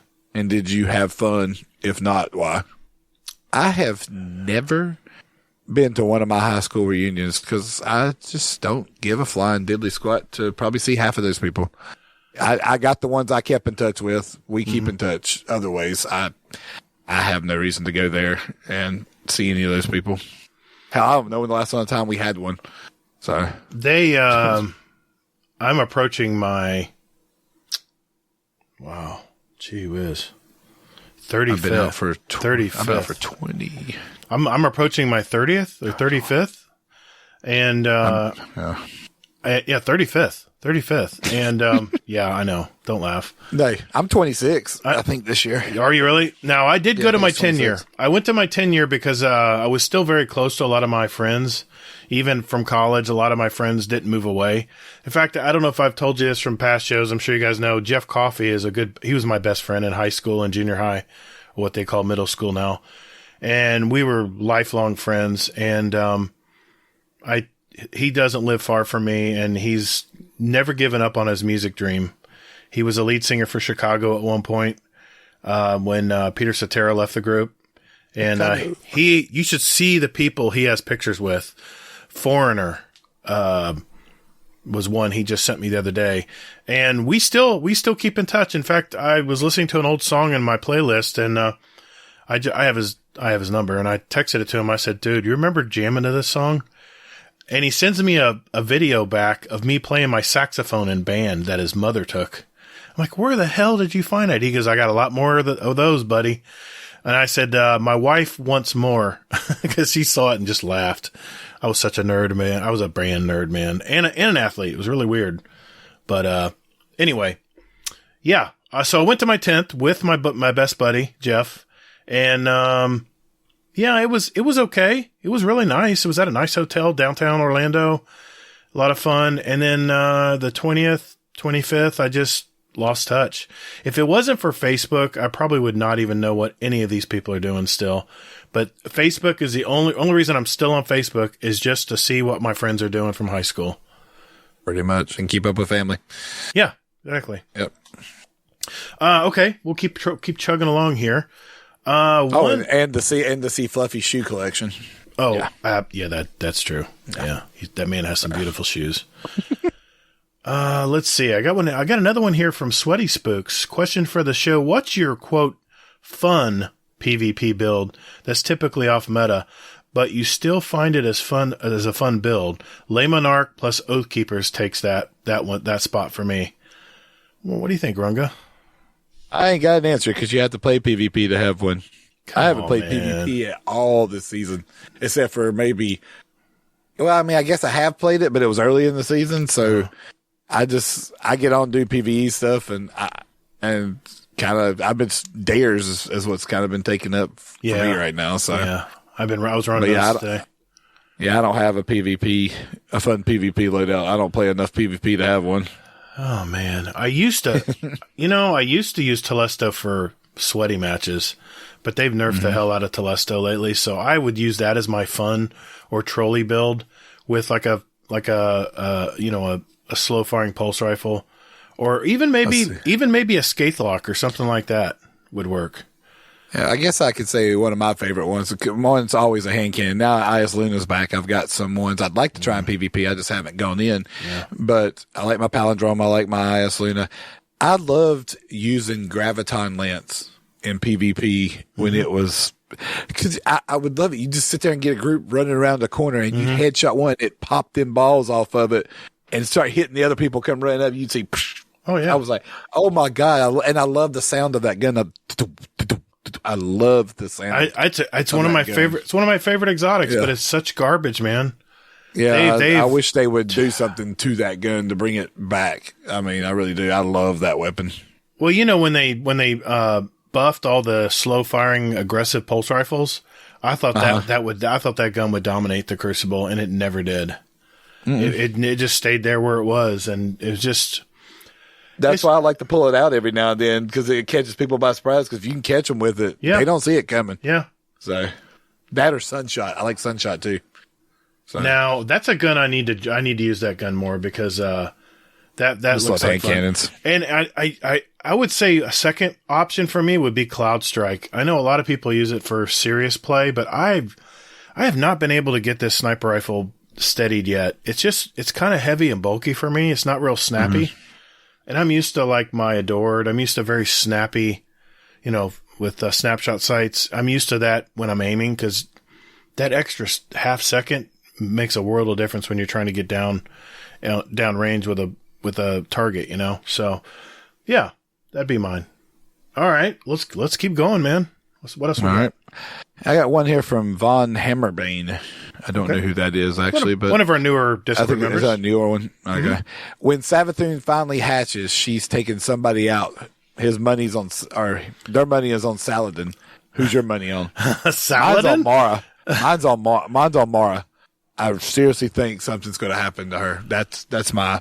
You think she's gonna go away? I'm not going to bet, my name on it in Discord like some people do, but I'm just don't hit a man when he's down, man. Yeah, Mr. A-list.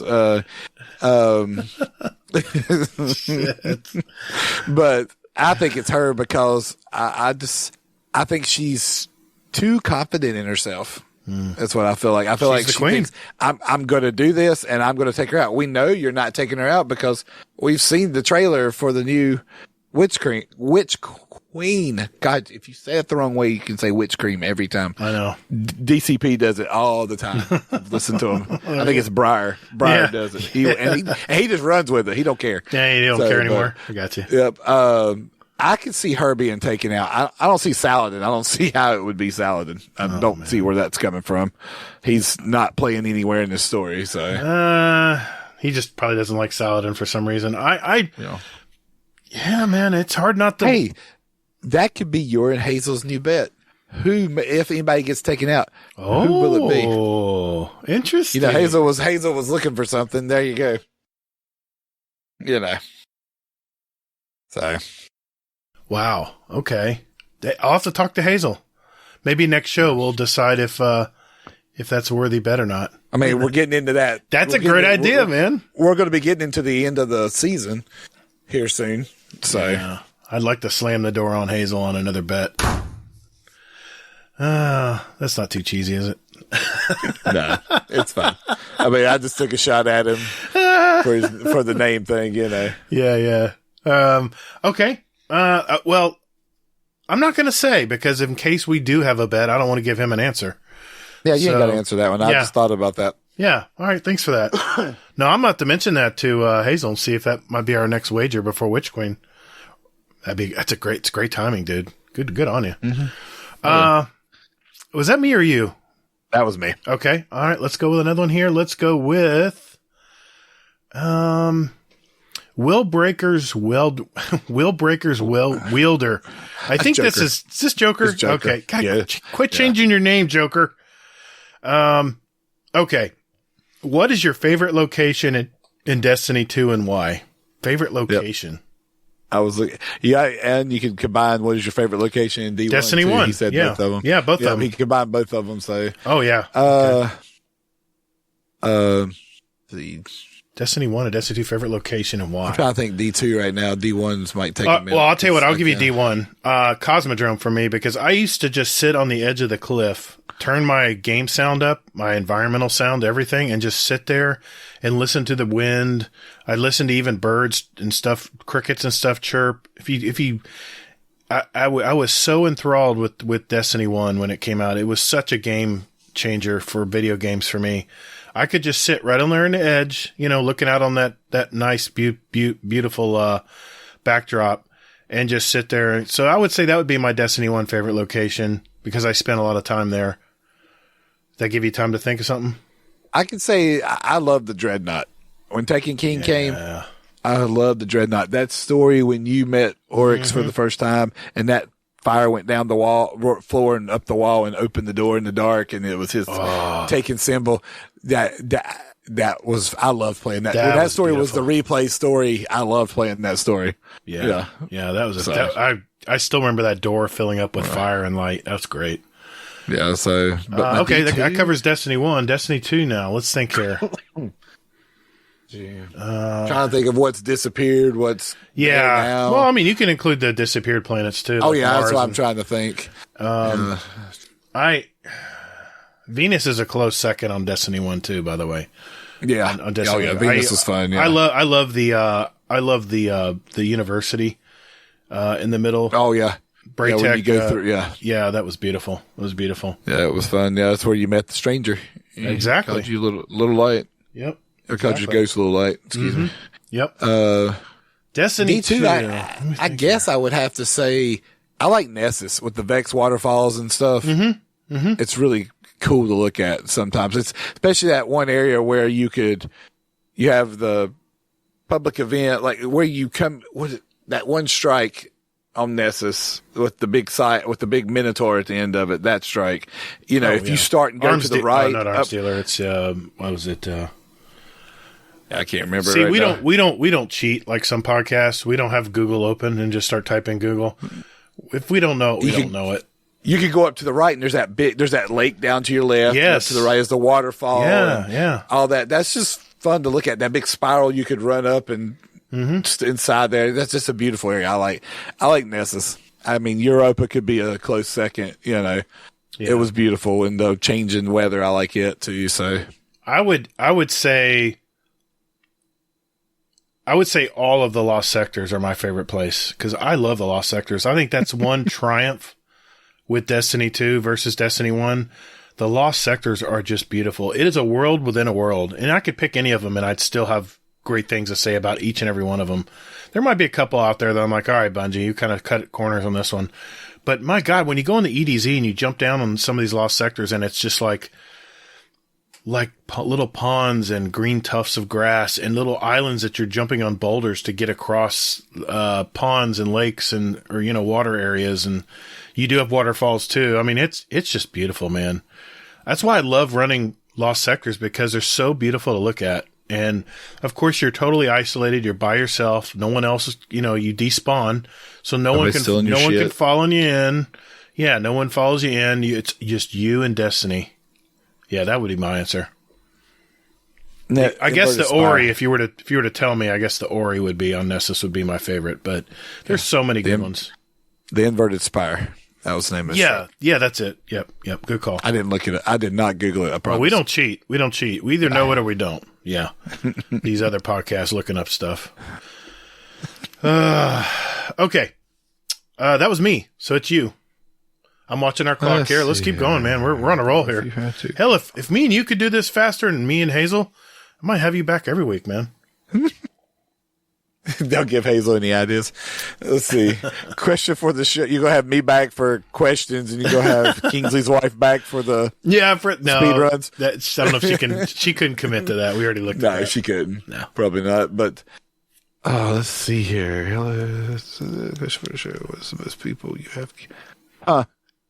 Question for the show from Mr. Cross the Pond, Mr. Uncle Scumdeath. Okay. What is the most people you have killed in a Crucible match? Most people have killed in a Crucible match. This I would have to go to Destiny Tracker and find because I have no idea. See, now here's the thing. If you go to Destiny Tracker, it's not going to give you anything for assist. It's just strictly a kill where you killed the person, not you assisted and the person next to you finished them off. I think it's 30. I messaged you and Hazel about something one time because I went off in a match. It's way in our DMs. I think I did 35. I'm a very conservative player, so I'm not one that's just running and gunning all the time. Oh hell, I know how to figure this out. I think 35's actual full kills in a match. It's probably. Let's see. I do that a lot. I do a lot of 30 counts, but I don't do many. I don't do like True Vanguard. I don't knock out 50 people in a match. I don't do that kind of stuff. I'm very consistent usually.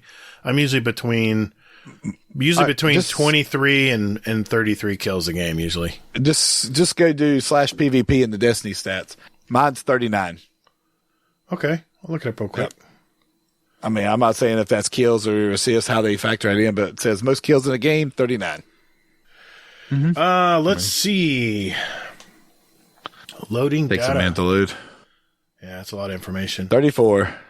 Yep, 34. I'm better. 34. No, whatever. Who knows? That's probably a lucky game. Who knows? Who knows, man? Trust me. Look at my overall KD. That's I promise all right. you. I'm not averaging that shit. You don't have to broadcast that. Yeah. Don't make Hazel feel better about himself. I've got my unbroken title. I'm happy. There you go. I'm working on it. I procrastinated. Now I'm playing catch up, trying to get it. Okay. Look at my top weapon is Graviton Lance. Is it really? Yep. No shit. My Bender's Ambition and Vigilance Wing. Oh my god. As much as I love hand cannons, 2 pulse rifles are in my top 3. Oh my god. Wow. Okay. That's amazing. I'm gonna keep rolling here, man. All right. Okay, this is from Rye for short on sleep because he just had a little baby. Question for the show. Due to upgrades on the lines, I was without internet for 24 hours. It was hella productive, but I was kind of lost. What one material thing you'd be lost if you had it, if you did not have it? It'd probably be my internet because, I mean, everything in my house runs off of it. I mean, the other day I was at work on Monday when we had the snowstorm. So this is what Monday was like. We had winds of 40 to 45 miles an hour. Pass. We had rain, snow, sleet, all in one day. All in one day because it was a cold front moving through, and it brought this with it.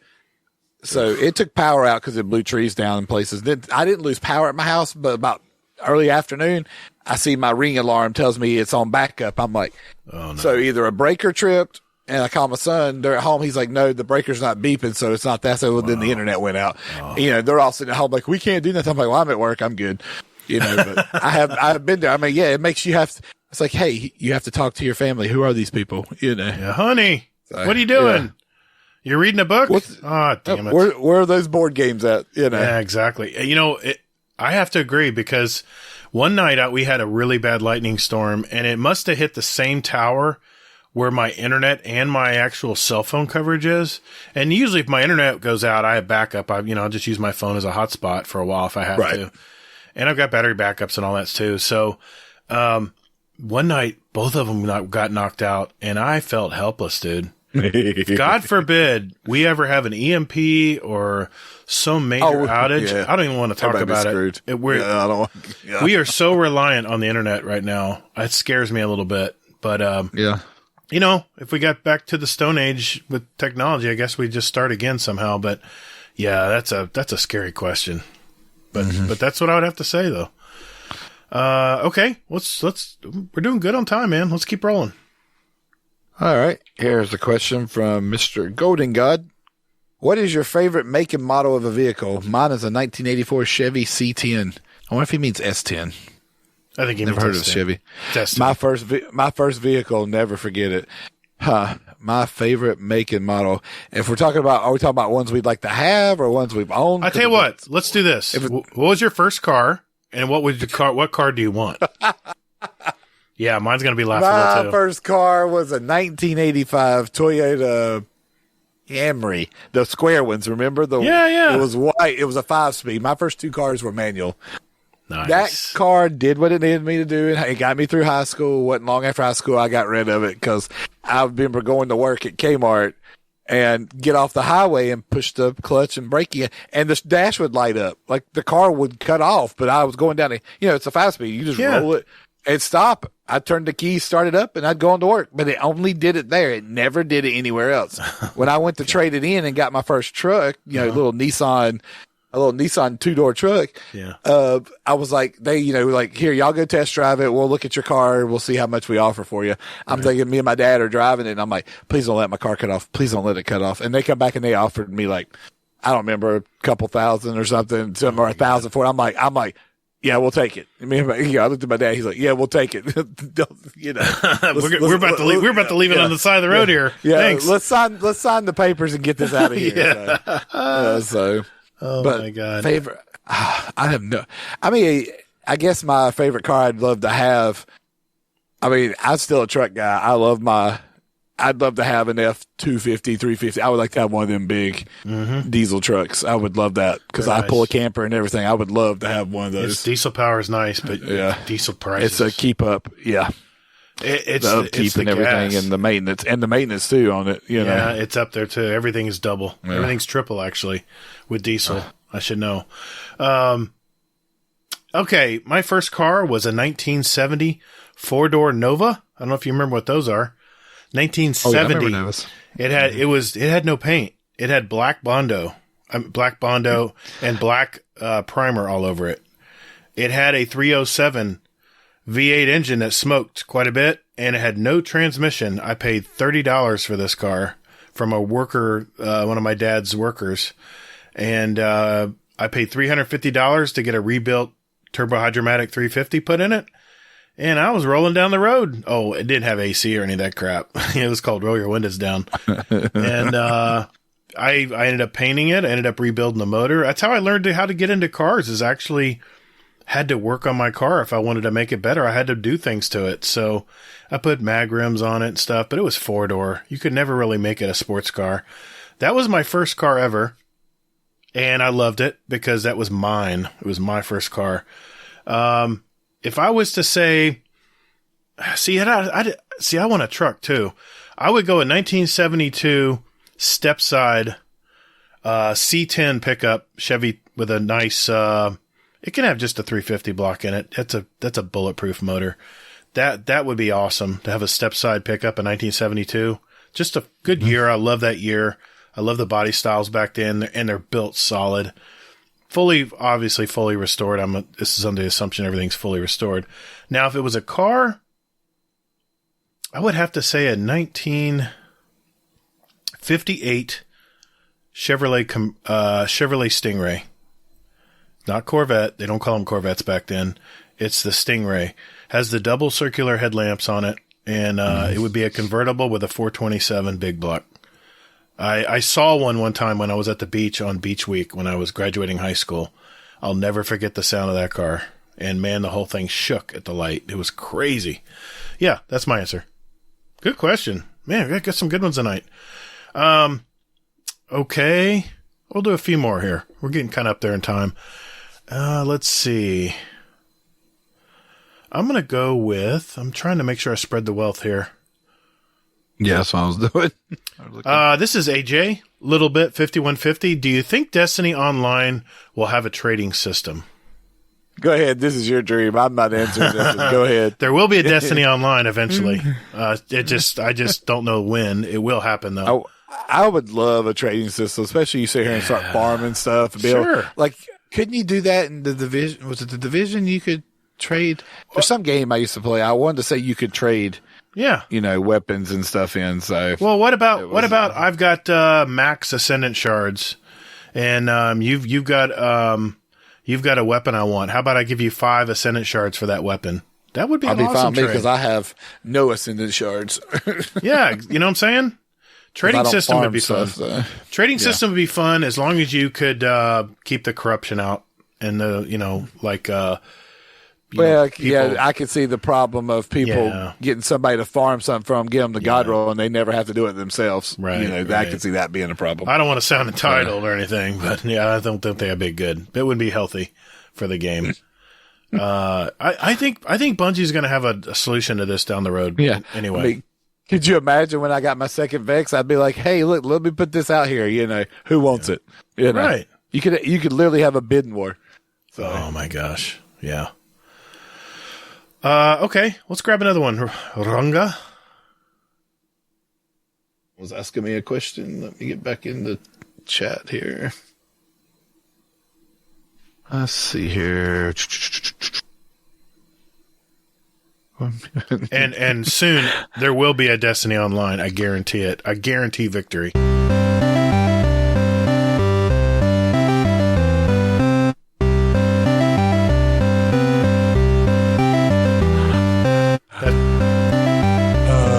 Okay, I'll stop it. That's just to stop that. That's just to annoy Hazel. I put that in there just to annoy Hazel. I can see that. Okay, let's go ahead. see. Question for communists. Oh, that's How do you say that? that's communist Quiscalis. I have no clue what that means. That's Red Grackle. That's Red Grackle. Okay. Yeah. Yep. You're the only one allowed. You're only allowed to use one meme for the rest of your life. Which one is it and why? Oh, I know what mine is. Go ahead. Mine would be Will be the Nicolas Cage. This is Friday. No. I love that. I love my memes, man. I really do. I do too. It'd be hard to pick one. It would be Stark. When Stark, that Stark where he's just frustrated and just puts his hand over his face, his brow, and just goes, I don't even know what to say. That's kind of my life in the Discord. I don't know why, but you don't know why, huh? I have no idea. No idea. Nope. I don't know why you would have such problems. So, yeah. Mm-hmm. I mean, not like you caused it yourself or anything. Right. So, sure. I deserved it. Yep. Maybe. What would your meme be? I'm curious. That's a good one. Lord, I use so many memes because I go in the moment and just search it. Yeah. And you got to go with it. Go to town. Yeah. So, I mean, Jesus, what would be my favorite GIF, So. Yeah. Favorite GIF. GIF, you mean? I ain't going there again. Shut up. No, it's GIF. But I just said that to make. I wanted to see Kingsley have I wanted him to have a sparkle of hope that I maybe saw the light, but it is GIF. You're right. Like the peanut butter. Mine's probably going to be something from The Office. It pretty much like the Office meme. I use a bunch of those. It's going to be one of those because 9 times out of 10, that's what I'm choosing. It's going to be an Office meme. That's always a good one. Oh yeah. Okay. Let's see here. All right. Wheelbreaker's Wielder again has one here. It's what would you feel is your greatest accomplishment to date in Destiny 1 and Destiny 2? Mine would be downloading the game. Wow, that's harsh. That's like me in every other game. I downloaded the game, guys. Did you get past the title screen? I saw the title screen. Yeah. That's about like you. Yep. That sounds about, but not with Destiny. Yep. Favorite. All right. What was the question again? Favorite what? Best accomplished or most proud accomplishment in Destiny 1 and Destiny 2. Oh, mine's Unbroken title. Yeah, that one is my favorite one. Yeah, that's a hard one to get. Even though you look at my PvP stats and you're like, how did you get this? I had some help, but most of that was done on my own. Just grind, man. It's grinding. Yep. Well, it's something I've been too lazy to do, but I'm getting there. I have to get the legend 2 more times, so I'll figure it out. Yeah. Destiny 2. Well, you think you're Destiny 1. Destiny 2 for me would be the Wayfarer title. It's one of the titles you can't get anymore. Yeah, I got that one. I like that one too. I busted my ass for that title. Yeah, and I did too. I'm not one to really collect a bunch of titles. It just doesn't float my boat. But if I see something that fits my play style in the game, I don't have to go out of my way to do something I don't want to do. Yeah, Wayfarer was perfect because I'm all over the environment. That's what I do. Destiny 1. What was my greatest accomplishment in Destiny 1? Destiny 1? It was reaching level 30. Yeah, Forever 29. Yeah. Isn't that the truth, man?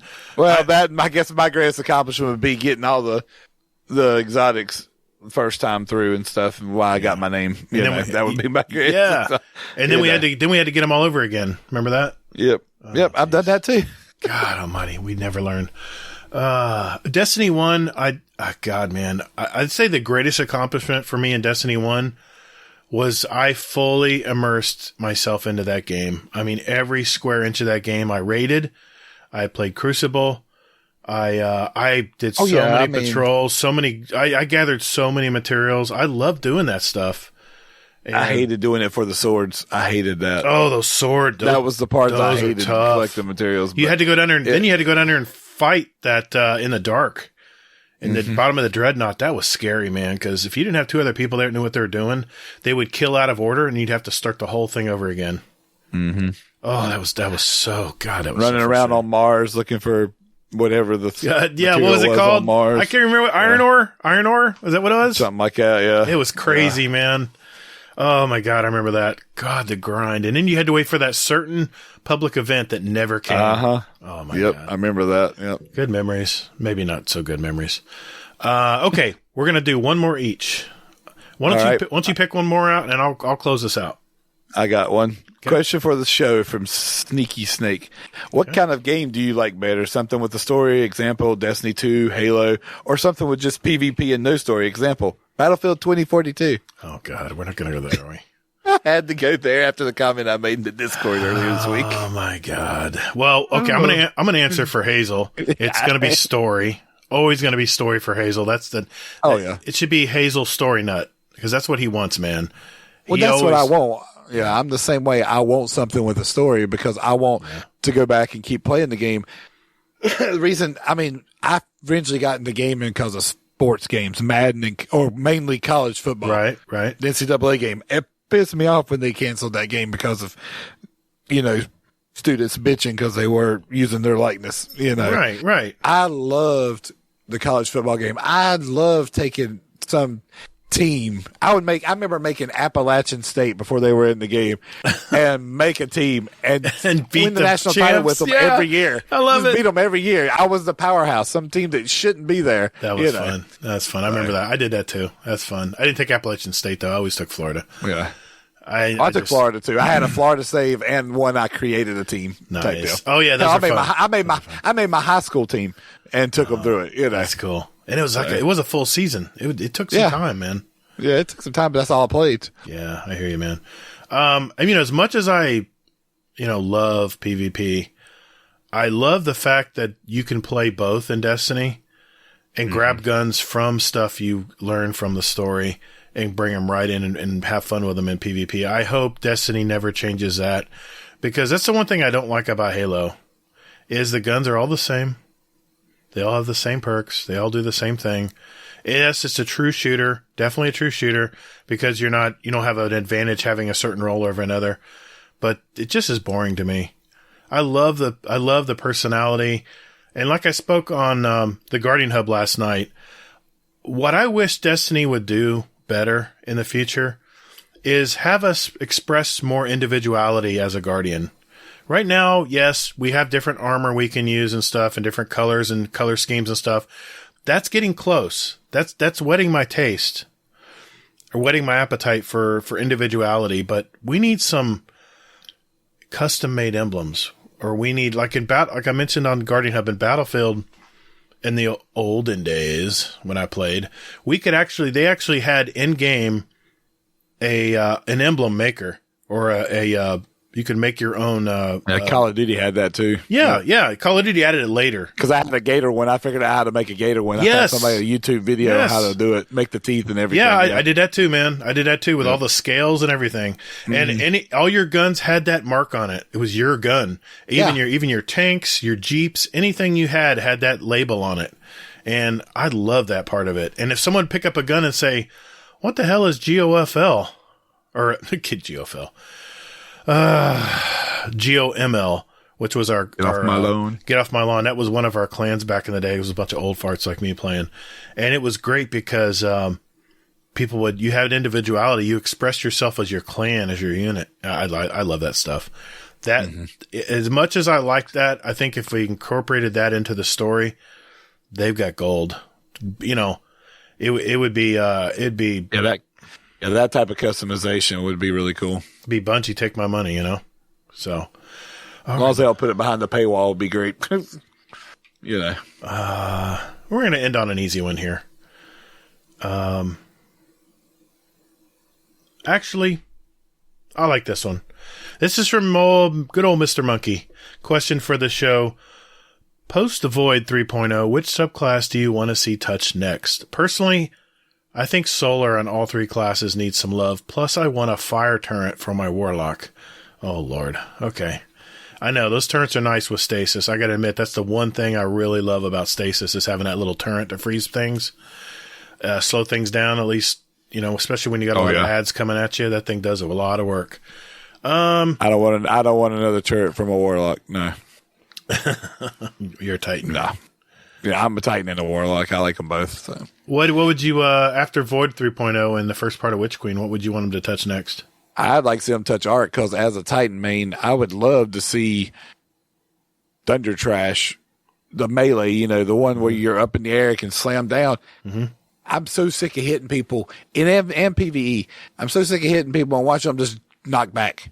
It's like, I just hit you with a ground pound of electrical energy. How the hell do you just bounce back? Yeah. Like and this is between Warlock and Titan. I'm so sick of being in an animation and getting killed out of it. Yeah. Once I start my animation, why can I be shot in midair? I mean, I've got no control. Like a Warlock throwing your Nova Bomb. You rear them back and they shoot you and kill you. It's like, the fuck? It should lock out. As soon as you activate your super, it should lock out any kind of damage. That irritates me on any class, something like that, where you get killed out of trying to throw a super or something,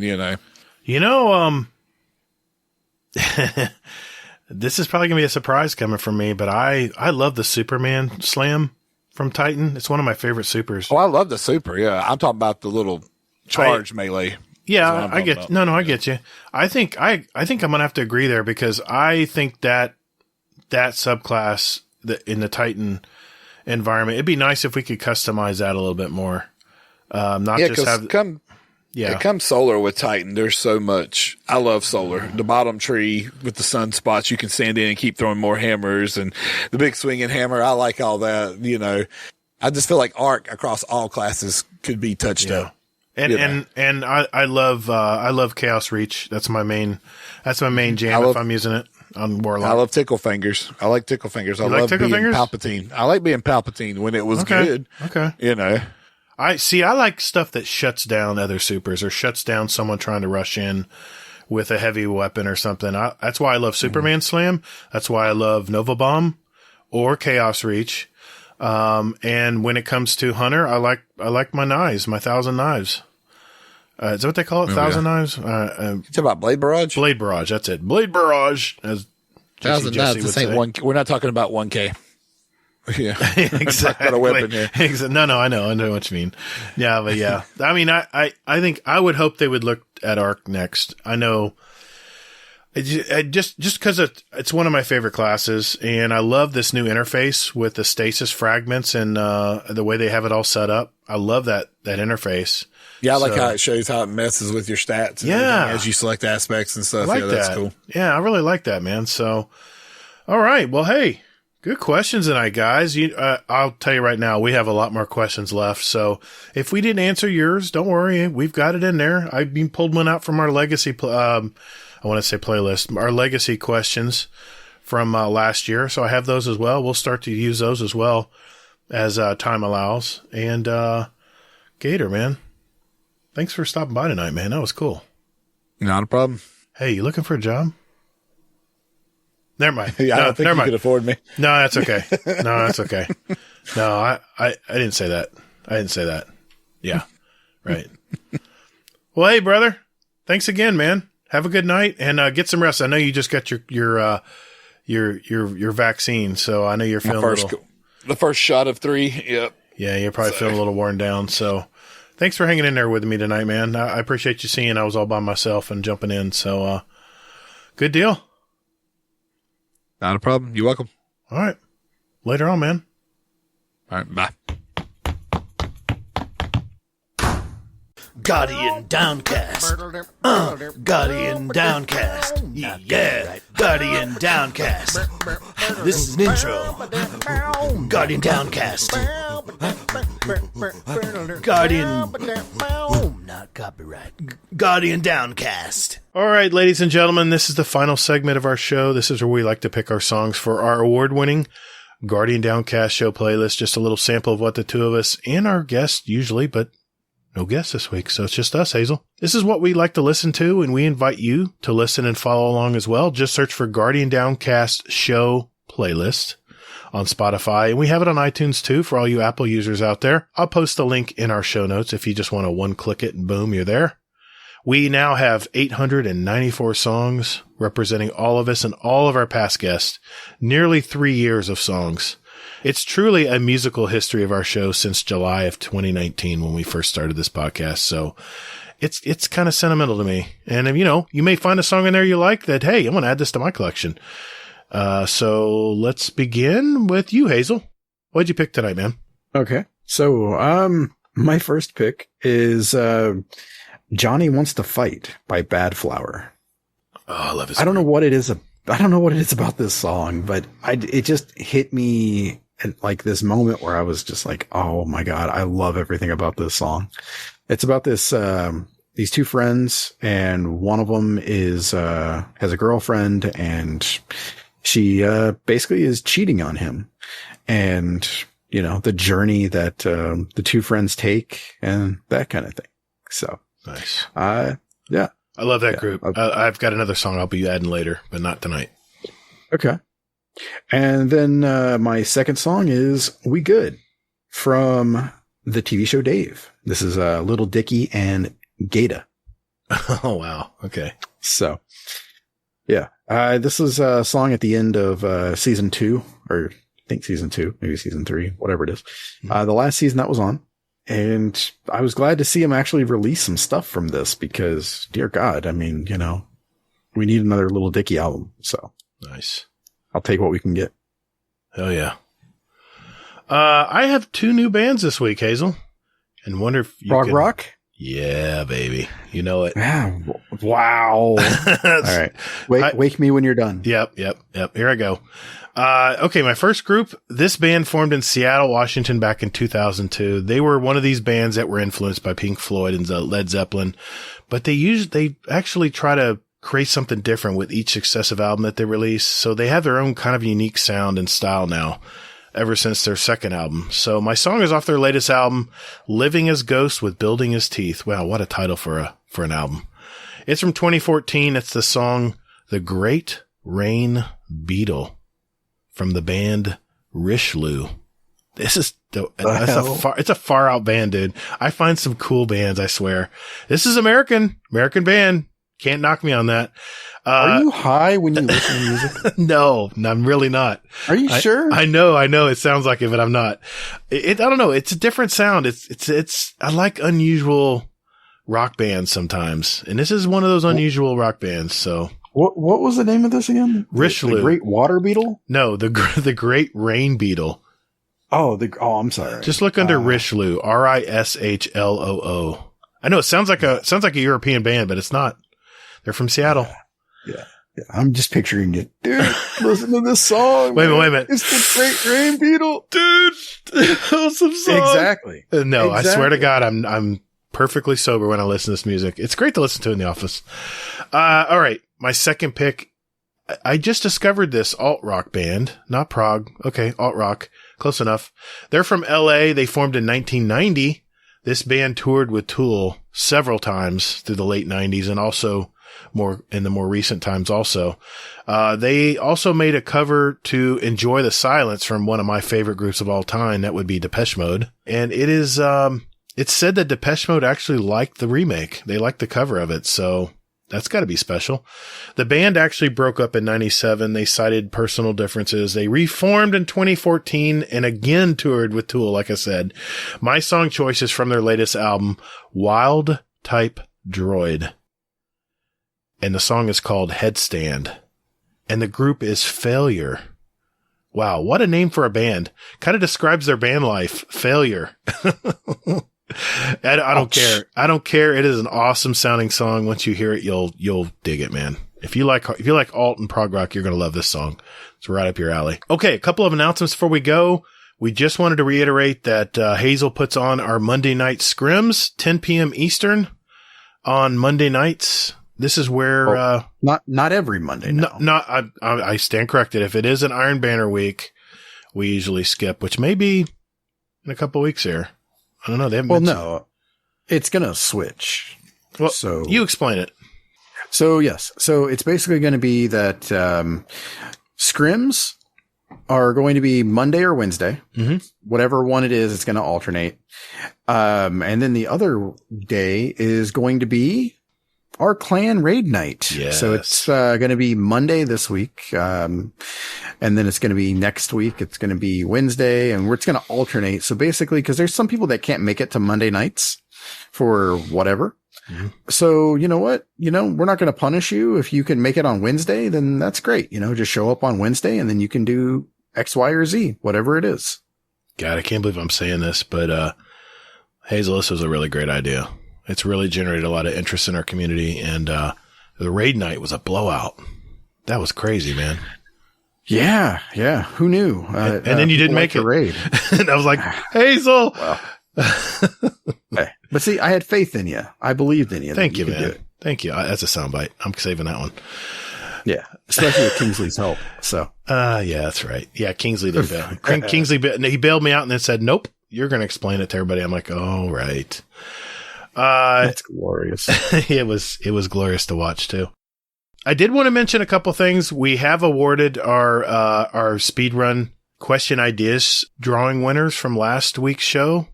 You guys should have been contacted and rewarded your rewards. I think, I sent mine to, Shadow Soldier. He wanted a Buffalo Wild Wings card. I'm like, okay, man, that's what you want. I guess the man likes his wings. Or his breasts. Oh, that's very true. Very true. So, I did want to mention I know it's been a while, but I am going to continue with my competitive playlist 30-day challenge. I'm on day 22. I know I'm going to take a hit for not playing last week, but it was the holidays, man. I was helping people raid. I know. No excuse. What? No excuse. I know. I'm hanging my head right now in shame. All right. So this brings us to another announcement we have tonight. I wanted to formally award our prizes to our two co-2021 speedrun champions. And that would be Mr. Admiral Nips. And who else, Hazel? RTN. Kingsley Mac's hot wife. I love that name. You guys will be contacted soon. We'll get the t-shirts to you, stating your 2021 speedrun champion and your prizes as well. So expect a DM from me or Hazel or both, and we'll get that taken care of for you. Congratulations. You guys kicked butt this year. You set the bar so high. We'll see. We'll see what our next week's guest can do. We will see. Yes, we will have a guest next week. Okay. Last and final announcement. Wait, I have one. Oh, go ahead. Yeah. So, Hazel's Healthy Challenge. Oh, yes. That's right. Yeah. So, it's, basically that, if you lose more weight than me, either by weight, pounds or by percent, then, you get into a drawing at the end of the year for $100 of, a $100 gift card. Wow. So, yeah, my own money, putting that up there. Percentage or pounds, huh? Yep. You're setting yourself up, man. Well, I'm setting myself up to kick everybody's ass. Oh, bring it. So, as it stands right now, I've already lost 7 pounds. What? So, dude, yeah, I'm fucking dead serious about this shit. Holy crap. Wow. Good job, man. I'm trying, man. Hey, I'm just curious. When's this expire? When's the contest end? End of the year. End of the year? Wow. This is awesome. That means people can join anytime. I love it. Pretty much. Yeah. And you do need to document your weight, of course, on a scale. Yes, exactly. We'll pin it. Yep, exactly. I'm going to take pictures. I do stuff every day, just because I'm holding myself accountable and that kind of thing. But you don't have to do that unless you want to. But really, I mean, it's more about helping each other out because, we all need some help. Yeah. I mean, it's never fun to do some shit alone. So, you know what? Let's all help each other become better. Well said, dude. Well said. Okay. And now we have another announcement. We have our final, our big announcement, for the evening. And, Hazel and I have been mulling around all year about this next thing. And, our announcement is we're doing it. We're creating a Patreon for Guardian Downcast. A lot of our fellow podcasters have already been doing this, and we decided, if we're going to do this, by golly, we're going to make it fun. We're going to make it fun to do. So we have 5 tiers total. I know. Some of them are probably a little out there, but I threw it out there, and if people want to jump on that tier, they can jump on that tier. But we have, our first tier is called the tip jar. Basically, synopsis is, hey, I like what you guys are doing. Keep up the good work. Our benefits on this, you'll get a shout out on the show every week. You'll have an extra patron only bonus content that we'll release from time to time. And it'll be pretty frequent because we have a lot of outtakes and stuff. You'll have a special patron role in our Discord. You'll be nice and shiny. And then finally, you'll have a private patron Discord channel. This is where Hazel and I will be able to talk with just our patrons, and you can talk about anything you want. I mean, hell, you'll have your own channel, though, to talk to us. And then we have another tier, which I could lovingly call Gatr Nut. And this includes everything of our previous tier, but you also have question for the show priority.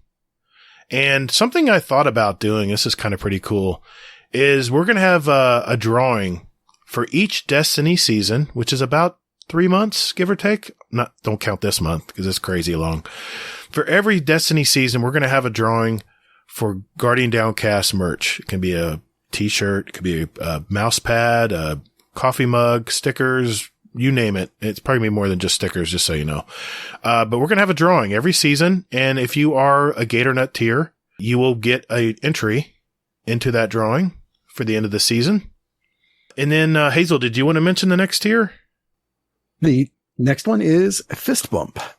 So, this one is, basically it's just all the previous stuff, and then, get you a discount for any merch that you want and all the previous stuff. So, well, or Hazel, or you have there's a monthly Ask Us Anything. That's scary to put down, but a monthly Ask Us Anything if you want. You do have an extra entry into that drawing that we mentioned previously. So yeah, that's another tier. And for the crazy, unbelievable people out there, we have 2 more tiers. For the people with more money than sense. Yeah. We have one called Champion, which includes all the previous stuff, a special patron GDC t-shirt, stickers, etc. Want to be on the show? You pick the topic, subject to approval. Of course, we love you, but not that much. No, I'm just kidding. And then one song choice for the month for our playlist. That's pretty cool. So, yeah. And there is one note here that if you pick this one, you do have to be this tier for 3 months to receive the merchandise benefit. Right, but right. Whatever there, Yeah. Fine print. You know how it goes. Yeah. But yeah. And then finally, we have the boss. Includes everything we just talked about. You have a Guardian Downcast show ideas contributor status, which means you'll basically be in our ear every week or however often you want to be. Have any ideas for the show, anything you want to contribute to the show. And we're basically out of ideas here. So any special request we'll consider. So, yeah. I did want to mention though, on a serious note here, that these drawings we have at the end of the year, all of the hosting fees that we have to pay monthly for, all the third-party services we use for our Discord, for Speakpipe or whatever out there. And I know some of these you say are free, but we actually use the paid versions so we can have premium benefits from a lot of this stuff. This all comes out of Hazel and I's pocket. So every penny that we get from this Patreon will go to these very services that we're talking about. And anything is left, we use to enhance our own community, whether it be boosting our Discord to create more options and benefits for our community members. And also, if there's any money left at the end of the year, we'll apply this to a charity of our Discord's choice, whatever we end up voting on. So no money will be carried forward into the next year. It'll all be used for just our community. We will not be pocketing anything personally here. But like I said, it creates us an opportunity to create more drawings, more contests, more things to entertain, so to speak, our community. So, yeah, enough about that. Just wanted to mention it, throw it out there. And maybe a new host. I'm just kidding. Yeah. Yeah. Get rid of Gatr. You'll get exactly what you pay for with this host. Good point. Good point. I think we just got RNG's money right there. Yeah. No, RNG's in. No, we love you guys. And just keep in mind, we don't expect a cent from anybody. No, we don't. This is strictly voluntary. It's your way of supporting us and going above and beyond. Or just saying, thanks for everything. Yeah. That works too. Yeah. It's a pat on the back. And like I said, it all goes back to you guys. So thank you for that. All right. Okay. And you're probably asking, how on earth, where do I go to find this Patron Gatr? It is patreon.com/support Guardian Downcast. All one word, support Guardian Downcast. That's how you can find us. Yeah. It's hard shilling for a living, isn't it? Come on. My shilling is over. Hello, welcome to Scumdev's Corner. It's pissing down here, but on to other matters. Last week, my Scumdev's Corner was all about cooking the turkey and Christmas and all that. But what I failed to realise was we had turkey neck, and I ate a bit of that, and there was no giblets that come with a turkey, and turkeys always come with giblets. But we found the giblets in the end. Once the turkey was cut and I was carving it, I found the bag of giblets still in the bloody turkey. Useless. So I didn't get to eat them. They were boiling the bag, heart and lungs or whatever you get with them. So that was a waste of bloody time, wasn't it? Nightmare. Anyway, don't cook the giblets in your turkey. Love you all. Bye. Everybody, that's a wrap. Another episode in our collection. For our listeners out there, we have 128 other great episodes and also some interviews from other gamers and community members out there. So if you're just finding out about our little podcast here, check those out. Hazel, where can people find you, my dude? Hazel NT, anywhere and everywhere. And I do stream on Twitch occasionally, at least, on Mondays and Wednesdays whenever I'm doing whatever it is we're doing, be it a raid night or scrims. And I'm there at the Hazel NT. Damn, that's cool. All right. Thank you, sir. We appreciate another great podcast tonight. You can contact me via Twitter at Todd the Gatr. Remember, that's all one word, Todd the Gatr, and it's Gatr. You can find me on Steam and PS5 as Gatr, all caps, Gatr, and don't forget those underscores. I'm also on YouTube the very same way, or Gatr-Guardian Downcast, where we also post our episodes every week. If you like to listen to podcasts on YouTube, it's just another way of getting our show. And if you need to know anything else about us, it's GuardianDowncast.com. Continue to be safe, everybody. And more importantly, hey, take care of one another. The weight of the world was on your shoulders, and still you triumphed. Marvelous. Thank you all so very much for listening. And later, Guardian. Get toddled. Happy 2022, everyone. Have a good one. Bye.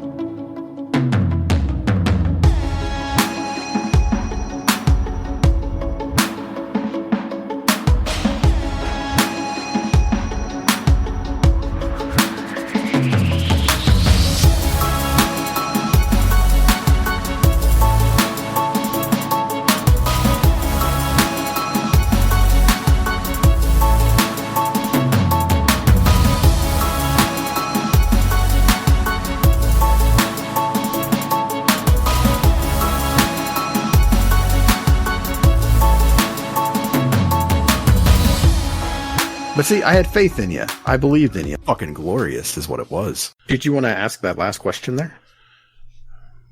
The last question. Gatr, forget a question again. Oh, I don't have my notes up. What question? Shit. I'm going to have words. Signature. Questions. There we go. Semi-professional bullshit. Semi-professional bullshit. Question for the show. Oh, wait, I didn't want to pick this one. It is. It's big. Damn, man. I got to get that thing.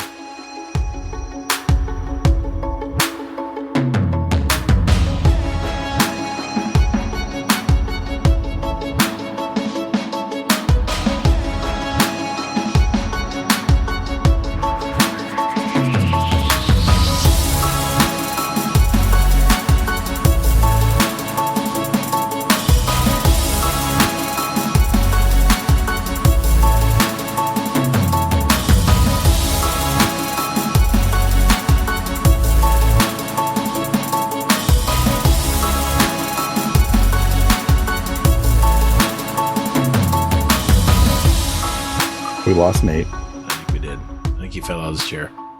And I don't have my notes in front of me. I thought I was gonna. No, That was brilliant. I don't know what I was thinking there. My notes are all messed up here. Hold on. Okay, here we go.